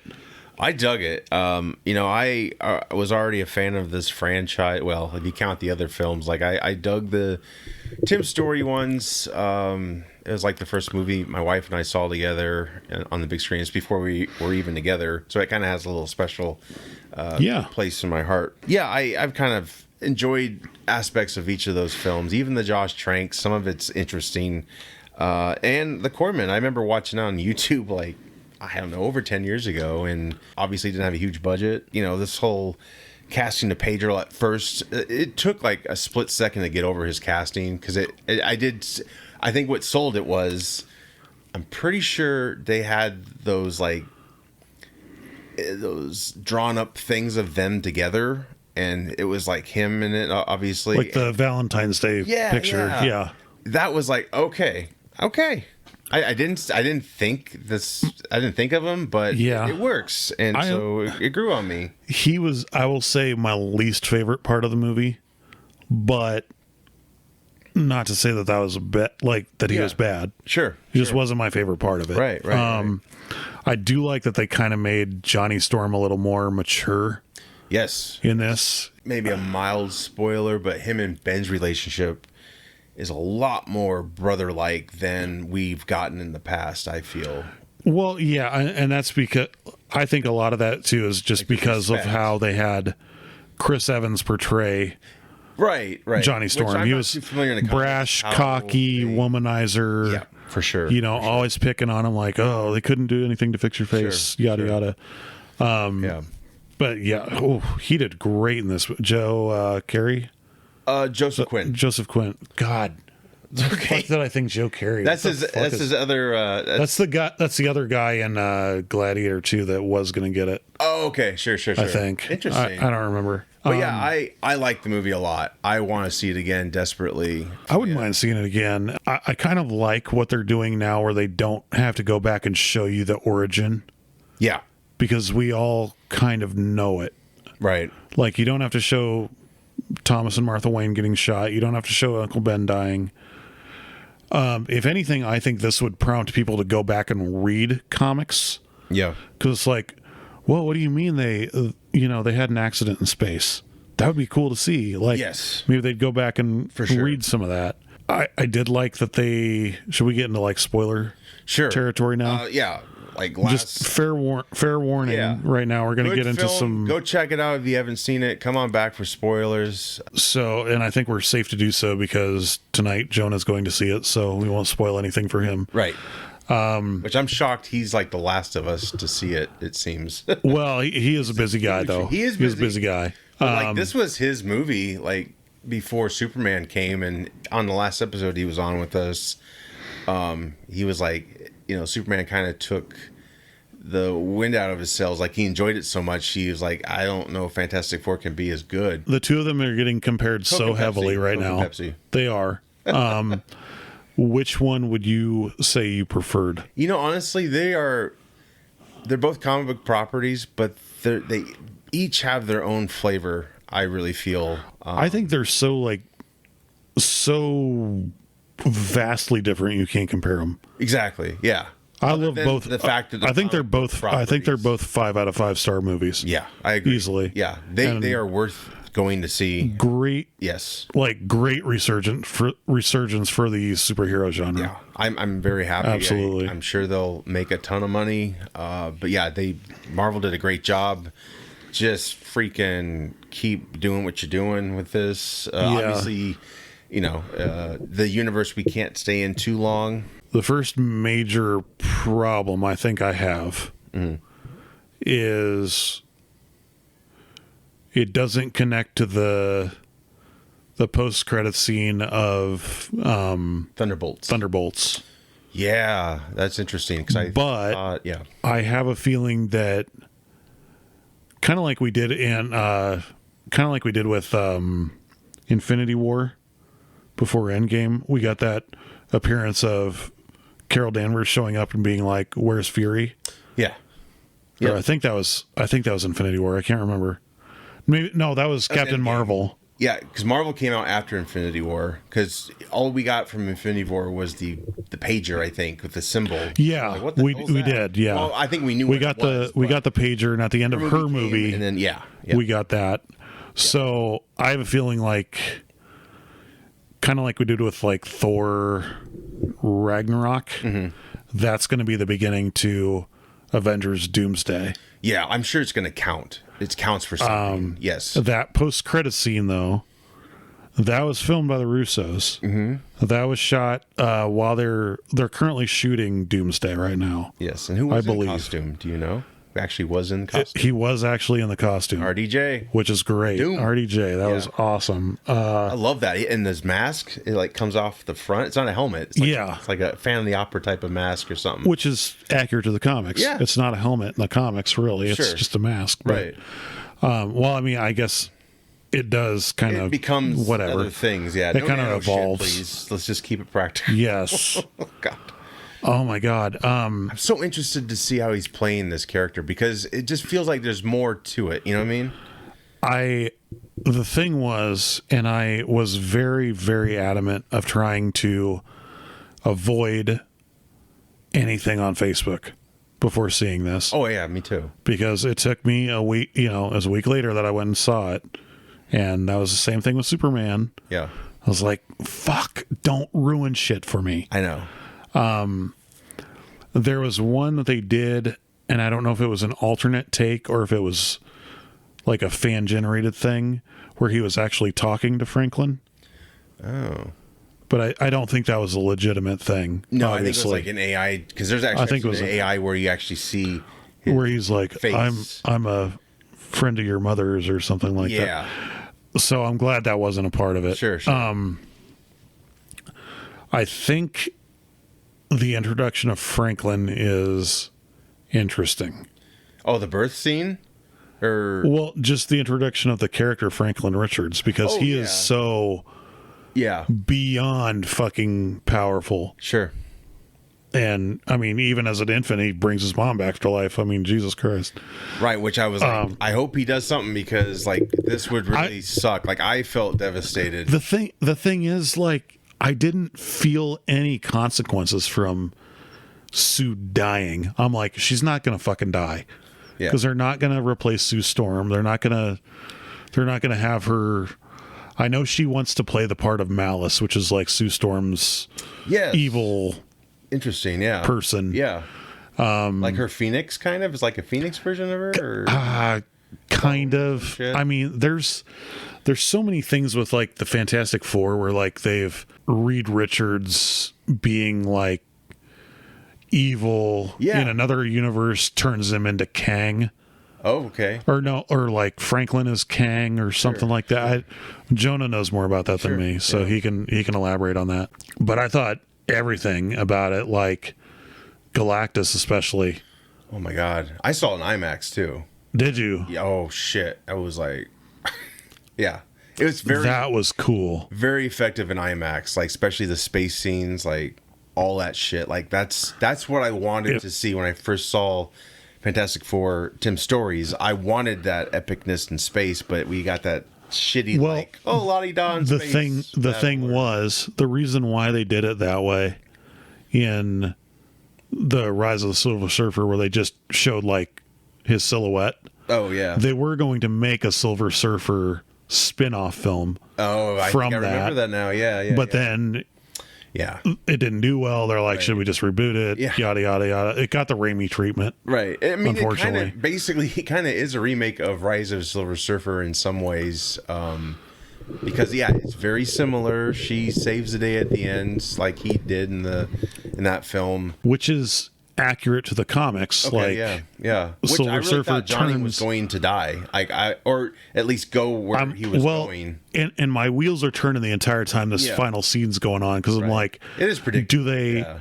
Do they try going through a multiverse portal to find Johnny? Does he end up in the 616 universe? Sure. Something like that. Like, where do we get from here to the end of Thunderbolts? Right. I have no complaints. And I will say, I on it. A little shocked you didn't dig Pedro. I think you liked his performance, but you needed more, perhaps? I liked him. He just seemed like... So... Who's the guy from Mad Men? They were going to cast him. John Hamm. Yeah. He turned it down. Oh, he did? Pedro was like, or they couldn't get him or something like that. Pedro was like their fourth choice. Oh, okay. I think. But some of the other choices were like, ugh, really? Martin Short. What? Yeah. I made that up. Mike Myers. The fuck? No, I think John Hamm would have made a good Reed, but I don't think he would have been a believable Reed. He's too too much of like a kind of like a jock. Like, Yeah. that's not Reed. He's not Revenge of the Nerds. He's more like he beats up the Friday nerds. Night Lights. Yeah, right. Yeah. But I did like Pedro. Like, he does evolve. Yeah. He did grow on me Right. in it. But like at first he's just kind of like, Mr. Science. Yeah, like, what am I gonna do? Oh, it's statistically it's the best idea to give up our son. Yeah. Like, it kind of was just like, I don't know if it's because I'm so burnt out on Pedro Pascal. Yeah, that is unfortunate. He's very popular and he's in everything. So yeah, it's kind of like, oh, really again? It's like, but he does play a different character. Like, he doesn't. It's not that type of acting. no, to me, it was like he's not like The Rock. You know, Yeah. He's not like The Rock or like Jack Black, where he plays the same character in every movie. or Mark Wahlberg. Yeah, exactly. Hey, how you doing? May the force be with you. Yeah, come on over. I'll show you my lightsaber. Yes. I'm really excited to see where it goes from here. I do not see him being the leader of the Avengers, though. Yeah. He's what they're kind of, what I've heard anyway, and this is like for a movie that's not even out yet and we haven't even gotten to yet, but that in Doomsday he's going to be like the leader of the group. Yeah. Like, follow me into battle, which we really didn't have that in like Endgame. We had the big three. They were kind of like the leaders, I guess. If anything, I would say Tony probably is the leader. Sure. More than Cap. Yeah. You know what I mean? Cap's like a symbol to rally behind, but I've heard it's Thor centric as well as Reed. Like, they're both kind of the main Avengers or whatever. Yeah. Well, they're not. Well, Reed isn't an Avenger yet, but I wish we could have seen them get their powers. I understand why they didn't do it, because this movie's like really full of like all these like places to go, and we go there, you know. Well, and there's even some stuff that was cut out. John Malkovich's character, the ape, Red Ghost or something. Red like Ghost that. was cut out. They showed the apes. Yeah, they kind showed of them fighting did a quick the apes. recap. Like, I like that, showing their adventures. That was cool. Yeah. I do like the guy that got to play Mole Man. Yes. Because he's Stingray from Cobra Kai. Yes. And he's one of my favorite characters. Yes, he's a great actor. I love the dynamic he has with them, too, because he's like, don't be mad, Johnny, I'm not the one who dressed you. Yes. Or something like that. It was just like that little snarky. The thing that sucks is that, like, a little bit with this, they went, and it would have been way too packed of a movie if they did do it this way, so I'm kind of glad they didn't. Mm-hmm. But they kind of went from, like, show don't tell to tell don't show. Mm-hmm. And if that makes any sense. Like, so we mentioned the Mole Man. Yeah. You mentioned, like, all these different guys that they, are dealing with. Like, oh, so-and-so's over in this district. So-and-so's over in that district. Right. It's like, I don't care if they're on there for 5 seconds. It's like, the X-Men cartoons where, like, you'd see Deadpool in the background. Oh, sure, yeah. And it was like, it's him. Yeah. I would have kind of liked to see that. Gotcha. But at the same time, then it would have been a really bloated film, I think. And it would have just been like, they threw that in there for fan service. Sure. I mean, a lot's going on in it, and there is a lot going on. Pretty quick. There is a lot going on. I can't really say anything bad about the film. I honestly can't. No, I can't either. I enjoyed it. The whole world I loved. They showcased it very well. It wasn't just one of those like behind the scenes look at things, and you don't get to really see it in the film itself. But man, you just believe the world. I love the Fantastic Car, Supercar Blondie. I don't know if you follow her or know of her. She gets to check out these exquisite cars like you can never afford. It was like her correspondent, but she went to the set.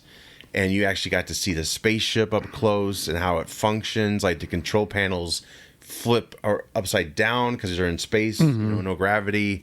The Fantastic Car, like, they actually built that thing. It's beautiful. They did do a lot of really practical stuff. Yeah, it looked amazing. Fantastic. I will say, like, a lot of people shit on CGI and stuff like that. I like the way they did. Like, okay, anybody can make fire. Anybody can make a rock man. Anybody can make somebody stretch. What I was thinking in this is, like, how are they going to show Sue's powers? Yeah. I like the way they did it, where it was kind of like a blurry, like, prism. Yeah, kind like of a thing. rainbow type. Yeah. Yeah. Like you could kind of see like the light bending, and that's basically And her what nose it didn't bleed every time she did Yeah. it. I mean, she wasn't Jessica Alba in a shitty wig. Right. She was I did like perfect. how they did that. And she really gave a shit about her hand movements and stuff. I don't know if you've She seen did. interviews, but she was really trying to do her own thing because there's other heroes that do use their hands, and she she's really getting into like how these powers work and she's like, I think she ended up saying she interpreted it as it comes from her core, and she just kind of uses the hands to conduct it, which I'm sure it's already been established somewhat, but it seems like they all gave a shit. And I love that. And I love their dynamic. They all click, and you get that they're a family, definitely. Yeah. I think some of that, like some of that was already spoiled for me from the trailers, I guess. Like the family dinner scene and stuff like that. Her being finding out she's pregnant. Yeah. But yeah, I love that family dynamic. Oh, for that they all just kind of sit down. Yep. It's Sunday. It's time for Sunday dinner. Yep. Everybody stop what you're doing. Right. And I love that. I love the space scene, the whole rocket lifting off. Like, it felt like intense and like it was kind of bite your fingers. Like, or bite your nails. Like, are they going to make it? Like, there was stakes there for sure. Yeah.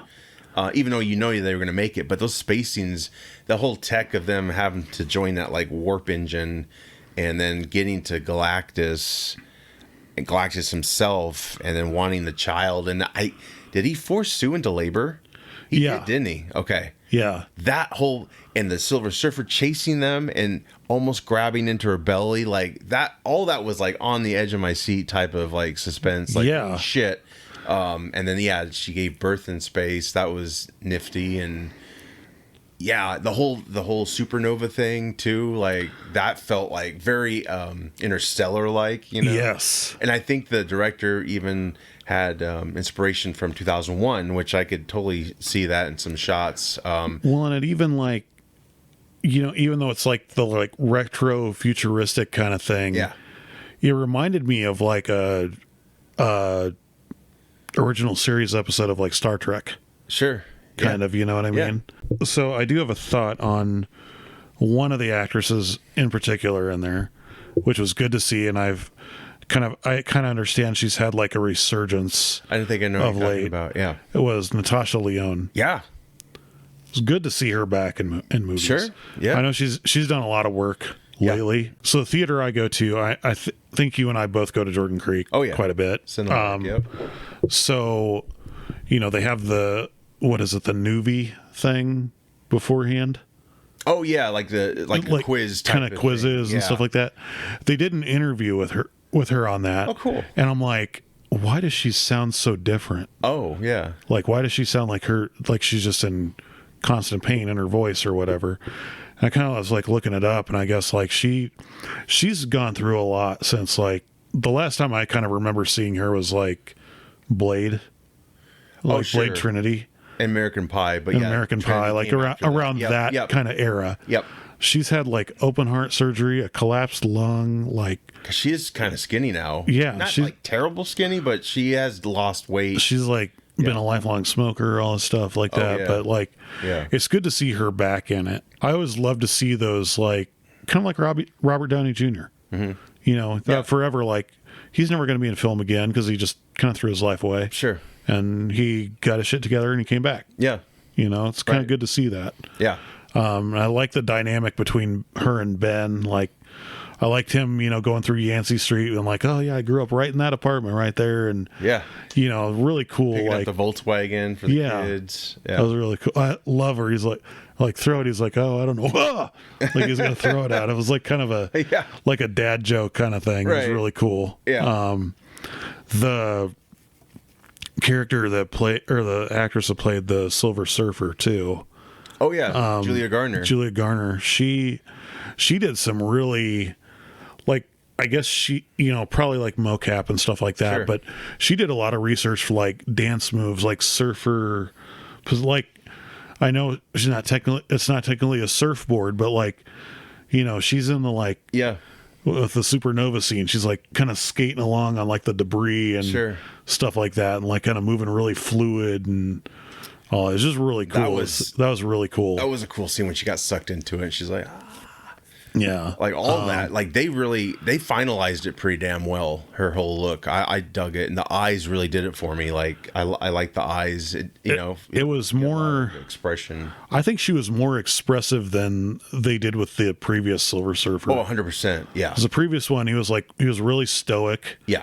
Like it was like the top half of his head didn't move, Yeah. but you could still see him talking. Yes. And it was just really like, Right. I have come to destroy your world. Yeah, and I know that was Doug Jones, and he thought he was going to be the voice as well in that film, and it's still jarring to me to have Lawrence Fishburne. As it just the voice. doesn't seem to match for some reason. It's like off a little bit. Yeah. Not sure why, but that's Doug Jones has like a really cool voice.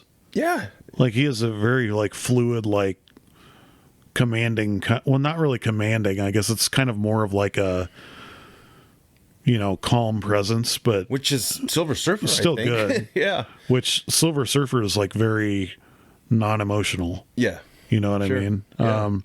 I love the fact that like when they show him fighting that little like creature from the Black Lagoon kind of thing, that was like from the cover of their first comic. Sure. Yeah. Yeah. Really cool to see all that. Like some of the little things you like kind of notice and whatever without them packing too much like fan service crap in there. No, it's I loved all of it. I so badly want to see it again, but yeah, Johnny Rosetta Stone for the language, that was really slick. That was cool. Reed, like these are like telegraphs from her planet, right? And Reed would put them on like on a laser disc, and then Johnny would play it like a record. And yeah, that was like yeah, Herbie was cool too. Herbie. Like I thought like I loved Herbie. this is going to be a thing for them to sell like little kid toys, like Baby Yoda, or you know what I mean, something like that. When they had a Fantastic Four cartoon, some reason they couldn't use Johnny, and Herbie was like the replacement to him. Right. But it's cool, like they're both in this, because at first Johnny he didn't act like he liked him. He didn't really act like either or. But then he was like, "Thanks, buddy." So I wondered if at first I was wondering if they're playing it like kind of like I don't like you because you took my place elsewhere. But I love Reed. I love Herbie's face ejects like a tape for like home, and then in space, like them getting ready for space. Like they can plug in like different operations for him to do, and it's so cool. It moves. It's really cool. It's like on the cassette tape. It's like I miss that tech so much. Like it's so vintage and niche now, and it's like I love the round monitors they had. Like really cool. Yeah, it's like CRT. Yeah, like monitors and stuff like that. Like they haven't evolved to like where everything's a hologram and you can manipulate it. Dude, I like this world better. I do too. I'm tired of the hologram shit. I'm just like, even though we don't really have that in our world yet, but I love buttons. It just feels like even like your smartphone now, you touching the screen sometimes and not doing what you wanted to do. I'm like, God, a fucking button would just do it, Yeah. And that's what I love about this. It's like got this real uniqueness to it, and it feels more real, like more functional, because that's just like throw up anymore on these shows and movies, like all these screens and shit. It's like, okay. Well, and what I like about it too is like their building, like the Baxter building, is practical, right? Like they've got like their living areas and stuff like that. They show like their bedrooms, but then they've got like this command center where like they have like a Cape Canaveral like control panel. Makes sense for there. Them to like have, they can talk to everyone in the world and monitor stuff going on in space, and it's just really cool. Well, in the whole way to do it. It really has big thoughts in it. Like, it's a lot of Star Trek, if you will, like allegory type things, or just like what would you do in a situation like the whole baby thing. Like Reed's like, I haven't thought about it. And she's like, yes, you have. Like, if you give the baby to Galactus to spare the planet, because that's Reed. He has to test every scenario, even though, and there's tension between him and Sue. And I love that, like. And that's the thing is like, I said in our group chat thing too, like, I've always found the Fantastic Four boring. Mm-hmm. I don't know if it's because I was more used to like Spider-Man, where it's just like, Sure. You know, Yeah. it's fast paced, you know, Yeah. all that stuff. Like Reed, especially to me, has always been the most boring character in Marvel. Yeah. Because he's just like, oh, well, you know, I cannot possibly entertain your, you know, buffoonery right now. Or Right. like, don't talk to me, Susan, while I'm using this quadratic equation. And, you know, he's like fucking Spock. Yeah. Right. But it works so well as a dynamic between the four of them. Yeah. In this, it's like you're saying, yes, I have thought about, like, well, statistically, if we were to give him Franklin, he would go away and we wouldn't have to do any of this. Yeah. And it's like like teleporting to Earth. that's Like, holy fuck, that was intense. Like, yeah. So I like the intelligent characters in Marvel, like Dr. Octopus, Tony Stark, Strange. Yeah. you know, Doctor Strange, those kind of guys. That to me, like him wanting to teleport the entire Earth, is like you don't know, big thing. you don't know what like another solar system would do to our Right. planet. Yeah. You'd be leaving the moon Like, and the yeah, sun that's the and- quick fix. But like, Yeah. what do you do Right. going forward if their sun is But it twice the helped- size? Yeah. Or It helped naturally to get the final plan was just teleport Galactus well, yeah, away. and that's what was so cool too, is that like, you know, of course this is a different world. Yeah. World peace is a thing. Yeah. Everyone works together with the Right. exception of Future Latveria. Foundation, right? Right. Which is The from fu- the comics, I think. Yeah. Mm-hmm. And that part's really cool. And it's like, we need to build all this and we need all your help to do it. Yeah. Cool. So they start, you know, Yeah. everyone starts building these structures everywhere around the world. They're all working together. It's really Sure. cool. Yep. I think this is the best we've gotten of Reed. I would say so. And I've heard people say, now I haven't seen the Roger Corman. Yeah. Fantastic it's very Four. goofy, but it's It is practical. goofy, Yeah. but I've heard that like he uses his powers more like, I don't know if you want to say like uses them better Sure. in that than he does in like the Ian Grufford Yeah. Yep. Mr. Fantastic. Right, Like, right. oh, let me pull this down and, you know, Yeah. shave my There's face a with bad it. deleted scene, by the way, where he morphs his face. He morphs into Wolverine. Which Yeah. makes no fucking sense. No, it's like, I'm so happy they decided. I'm glad to that cut it deleted that.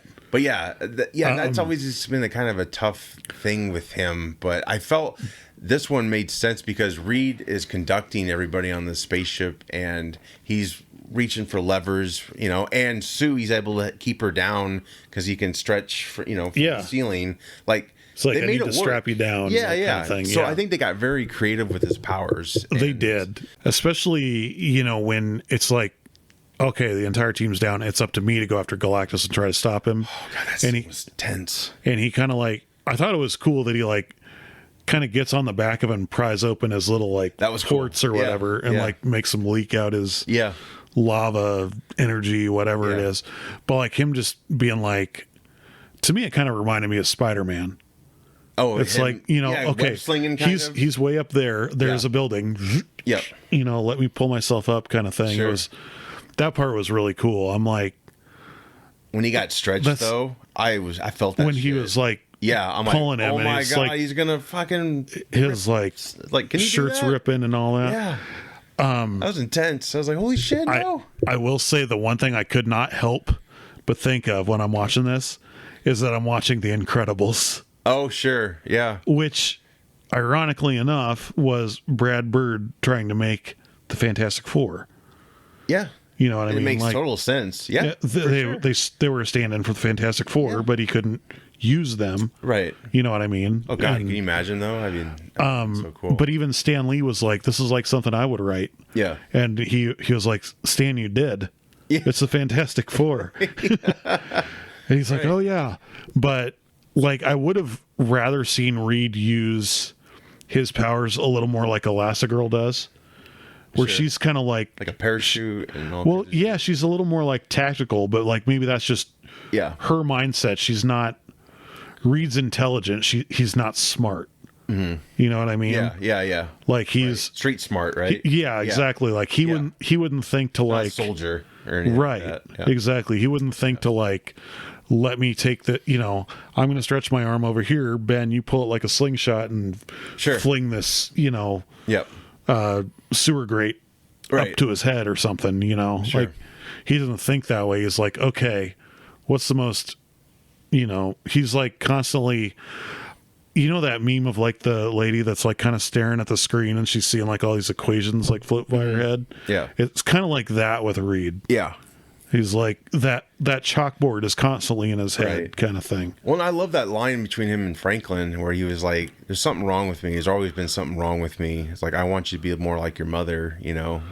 Like, I thought that was really deep. And it was kind of like that, you know, I've been spending all this time trying to figure you out. I'm going to let you figure you out. yeah, kind of exactly. thing. Exactly. So that part, I can't wait to see more I would rather, I know we're working towards another end game, basically like, you know, Doomsday and all that stuff. Secret Wars, yeah. I know we're working towards that, but I would almost rather see another standalone Fantastic Four film Yeah.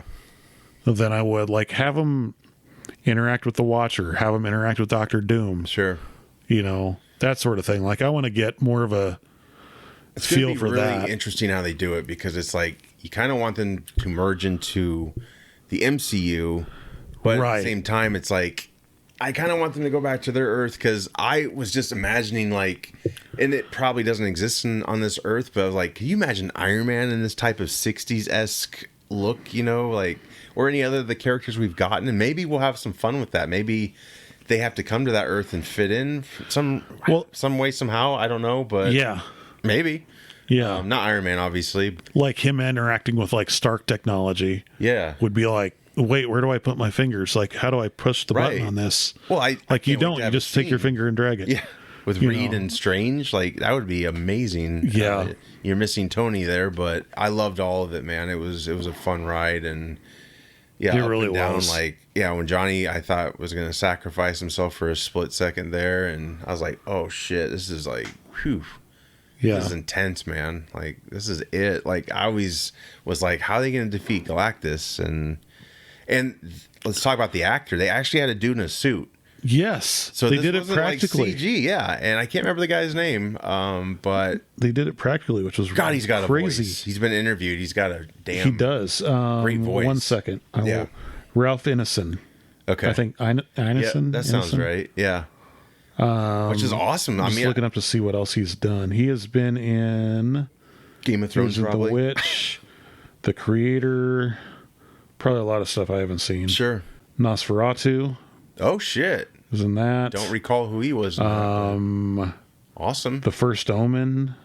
Oh shit! He's got a very stoic face, and Oh, he's a voice actor. He's done voice acting stuff dude, too. he's got a hell of a voice. I mean, you know, they manipulated it a little bit in this film, obviously. Yeah. It's so cool. Like they actually had the suit on display at San Diego. He wore, Yeah. and it's like it's really cool. Like Just the scale of him too. Like when he first yeah, arrives on Earth, he like, you know, just kind of cannonballs into the lake, right. or into the river, or whatever it is, Sure. ocean. And then like when he like reaches up to the top of the building to pull himself up, and you see him staring there at the Statue of Liberty like it's just a little figurine or He's gonna something. backhand it. I'm Like, like, you can oh, just kinda no, go, don't do tink. it, don't do it. Yeah. Yeah. No, all of that was so fucking cool, and I couldn't help it but think like, could this concrete really hold him up? Like everyone's underground. I'm like, yeah, I was kind of but I thinking you that have to too. let it go. It's like, okay, You have to suspend your disbelief a Yeah. little bit, but Mole Man knows what he's doing. I just think it's like the whole scale of the character was so cool. Like he's in this gigantic throne. Yeah. And he's got like all these big like tubes attached to him, and he's got like, you know, Yeah. kind of stand up and everything like that. How he It was really- scans. Yeah. Oh shit, that's so cool. So it makes me hopeful for the future. Yeah. Like eventually maybe they'll use kind of that same scope of everything to do the Sentinels in like a X-Men film. That's exactly what I was thinking. Like, yeah. In fact, is he Sentinel height in this? Because he's supposed to be a lot bigger. He's right? way so. Or he can get bigger, right? Is that the deal? He like can expand and like everything like that with the more he consumes. Yeah. But like a Sentinel would be like the height of the Statue of Liberty. Oh, okay. That helps For- put it in the for scale. example, yeah. Okay. And he's a So- lot bigger than that. So okay. See, that's what I used to think too. Is like, why don't they just hijack a bunch of Sentinels and go fight this guy and be, you Right. know, on even playing field. And go, I'm like, well, it's the same thing with like the Celestials yes. in Eternals, like Right. the one that's coming out of the ocean or Right. whatever. It's gigantic. Mm-hmm. You know what I mean? Which in the comics, I guess Galactus, that's his purpose. Like he eats these planets to defeat the Sentinels or something like that. And then once he has all this power, he's supposed to generate life or some shit. So he's one of those characters that's like which the best villains are in comic books. Yeah. He's one of those villains who's not really a villain. Right.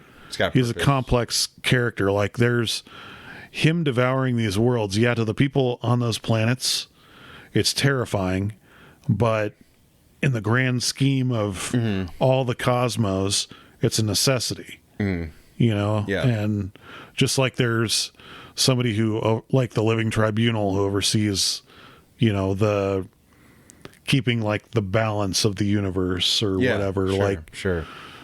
I don't know. It gets the cosmic stuff in Marvel is where it gets like right. I'm done. Friendly neighborhood Spider-Man kind of guy. I want to be on the ground. Exactly. I was like that after Eternals. I was like, what the fuck? Yeah. I was like, what?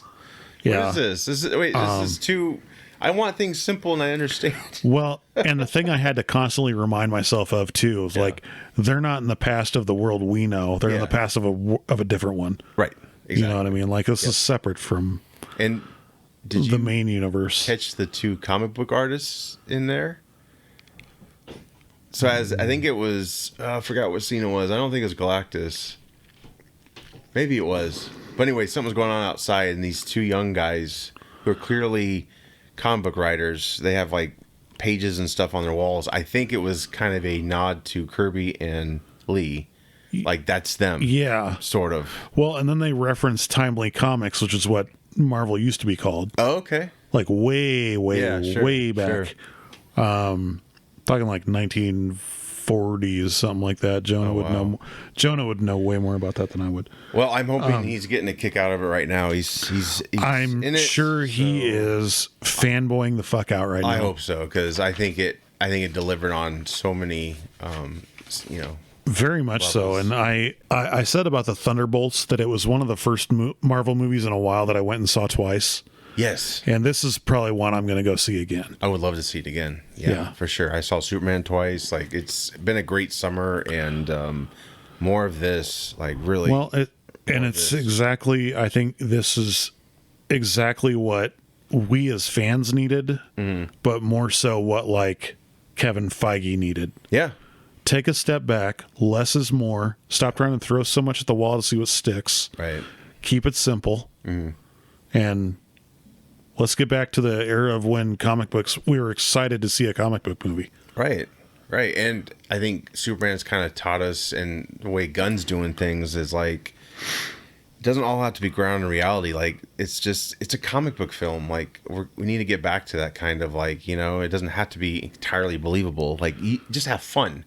Yeah, It's all about exactly. escapism. Exactly. And I think that's what these two movies have offered us, for sure. Right. These two movies were very much a reset button for both DC and Marvel. Right. So Hopefully, they see where it goes going. from here. I have more faith in DC at this point, but with the Russos back, I think that's the best shot we got. That end credit scene with Doom. What was unique about that is you could kind of tell in their world they're getting into the 70s, because just the looks of things, you know. Yeah, kind of like was it a year later, or no? Was it a couple years later? It was like 4 years later or something like that. So another 4 years later. No. Maybe it was. Yeah, because obviously Franklin's grown up. And I love the material. I can't remember what. That was hilarious. Yeah. These big novels or. Yeah. And it's like, no, he doesn't need to read this book on quantum physics. I know he likes that. Yeah.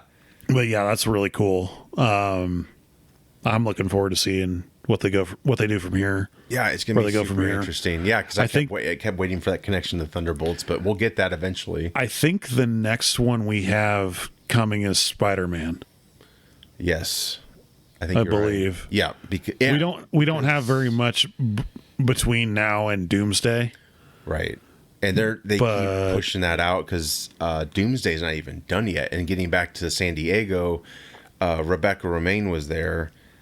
She was there for Star Trek, and Steve and I will cover that on a mission report. I just figured probably not bringing into this. It's kind of a lot to talk about, but she was also talking about the Doomsday Project. She's filmed some scenes, and I think she was like, the script's not even done yet. So, and I don't know if you caught this, but the cast, when they were interviewed on Jimmy Kimmel, Alan Cumming was filling in for Jimmy, and of course he plays Nightcrawler, and I guess they alluded to Alan letting slip somewhere about him and Reed fighting.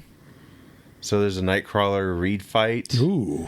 Yeah, so very, very interesting there. That it scares me a little bit, but I guess that's how they've done projects before, not a completed script. So we'll see. Well, I did want to ask this, which isn't Fantastic Four related, but given Rebecca's age, not to say she's not, she still looks great, but I think we're at a time where Mystique needs to get back to having clothes and looking like the Mystique from the comics. I agree. Especially with her age, and just that's got to be so uncomfortable for an actress. And I think that was just kind of a way to make her very sexy in the first X-Men. Not sure if she was like that in the comics, but I would imagine her look now is, because she's older, she probably doesn't want to be all new. I have always loved the look of Mystique in the comics. Sure. Because it's kind of like a halter top. Yeah. And then like a long skirt. Right. And then she's got like the skull necklace. Sure. Or like a belt or something like that. Why they decided to do that? I mean, I get it if you're a horn dog, but you know what I mean? Like, I don't know why. Yeah, I'm not really sure why they ended up doing I would that. think at this time she was practically in the first X-Men movie. She was practically naked. Yeah, and so was Jennifer like Lawrence. Pasties. I mean, basically, it was craziness. She's covered in blue paint and scales. That's about it. Right. There's not really a lot of imagination needed, but I am excited that she would be back as Mystique versus Jennifer Lawrence. Right. And I think she should wear that more comic. And I think she will, because this is the MCU now we're talking. And I think they'll embrace the X-Men looks a lot more. They're embracing a lot more with like comic accurate stuff. Sure. Like looks, you know what I mean? And like especially with the Fantastic Four, it's like, oh, I love the look. The suits were great. Scheme. I love everything about it. Yeah. They did kind of have that Future Foundation look in it too, where like, because the Future Foundation is like, I want to say is after Johnny Storm dies. Oh shit! And then Spider-Man joins. Oh, interesting. Because it was kind of like, they're friends in the comics. They're like good friends, and it was like, if anything ever happens to me, I want you to take my place on the Fantastic Four, kind of thing. But like, their outfits are like white here and black here. Oh, okay. And that was kind of like Sue's. Like she had the black, the hands were like black, but then the I liked how they all had their own look. Well, I mean, Reed was different from them, but I dug all that. Reed was kind of like Sue's was a little more like breathable, practical kind of thing. Reed was like, it was basically like a turtleneck sweater. Yeah. Kind of thing. Johnny cosplay. Johnny looked a little more sporty, and Ben was just kind of like, let me be able to move in it kind of thing. But yeah, the costume designs were great. I love that each one of them was a little bit different from the other one. Yeah. I didn't like that about the Tim Story ones. Yeah. Is that they were all just or the Josh Trank when the thing's got no clothes at all. Yeah, he's just a big naked rock. Yeah, I mean they put a lot of work into this movie, and it definitely shows. Yeah, and I'm sure there's a longer cut. I think that was a complaint of Superman, and this film was they were cut and they were tested a lot. So maybe we'll get more extended version of them. But either way, I dug what we got, and I'll take it. So isn't it the director of this worked on WandaVision? Yes, he directed WandaVision as well. Do you think that helped him with like that retro futuristic kind of thing? Maybe quite a bit, because maybe that's how he got the job. Well, like or his pitch for the job. Well, because like the first episode of WandaVision, where they're on like the I Love Lucy kind of thing, right? It's like the CRT television with the analog knobs and and it jumps from 50s, 60s, all that. 70s, and 80s. I think it gets up to 80s maybe. But I love the look of this. Unfortunately, I don't think we're probably going to get that in another film. No, I think this is the only one. Sets, so maybe they'll. I don't know how they're going to do it. Maybe if somehow they like transport the Baxter Building to the regular universe. I mean, the ship they can reuse easily because it does enter our world if you call it. Well, that. yeah, it will come to our world through like a multiversal tear or whatever.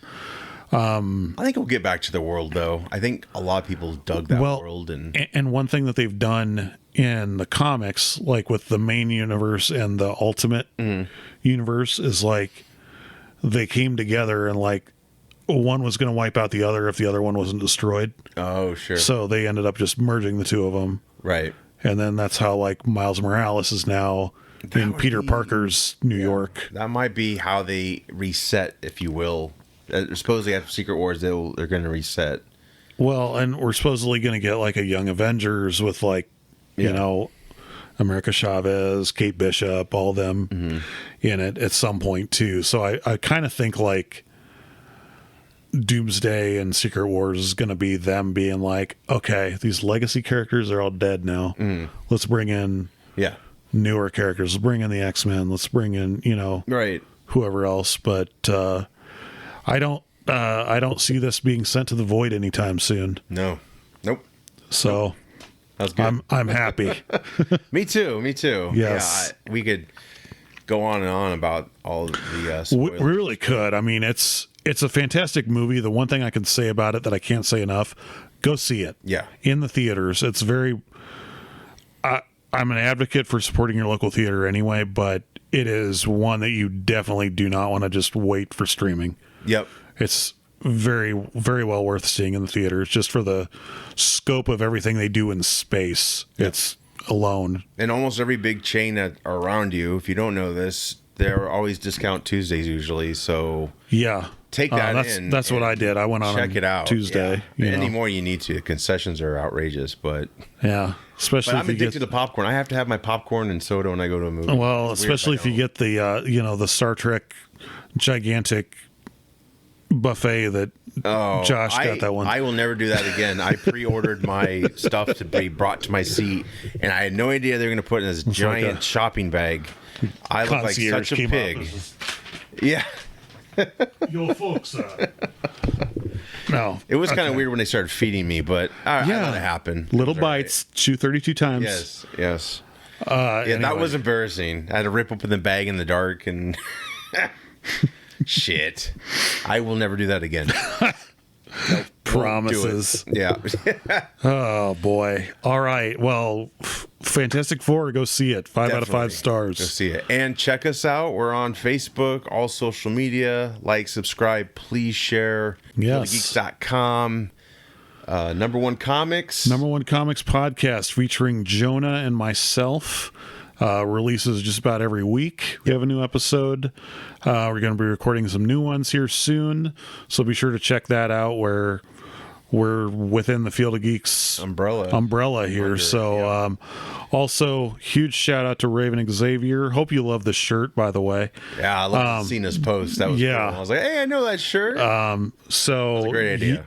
He's the one that provides our kick-ass theme music for both this and the Number One Comics podcast. Yes. You can find him at ravexmusic.bandcamp.com, where you can download all of his music. He also has an excellent podcast series that he does on both Bandcamp and YouTube. You can find him on YouTube at youtube.com/@ravexmusic. And thank you, Ravex, for being a wonderful supporter of Field of Geeks. Yes, absolutely. Every epic needs a theme behind it. That's right. Top Gun had Danger Zone. He's our Kenny Loggins. He is our Kenny Loggins. Well, with that said, we will be back. Thanks for joining us. I'm Josh. I'm Bill. Take care.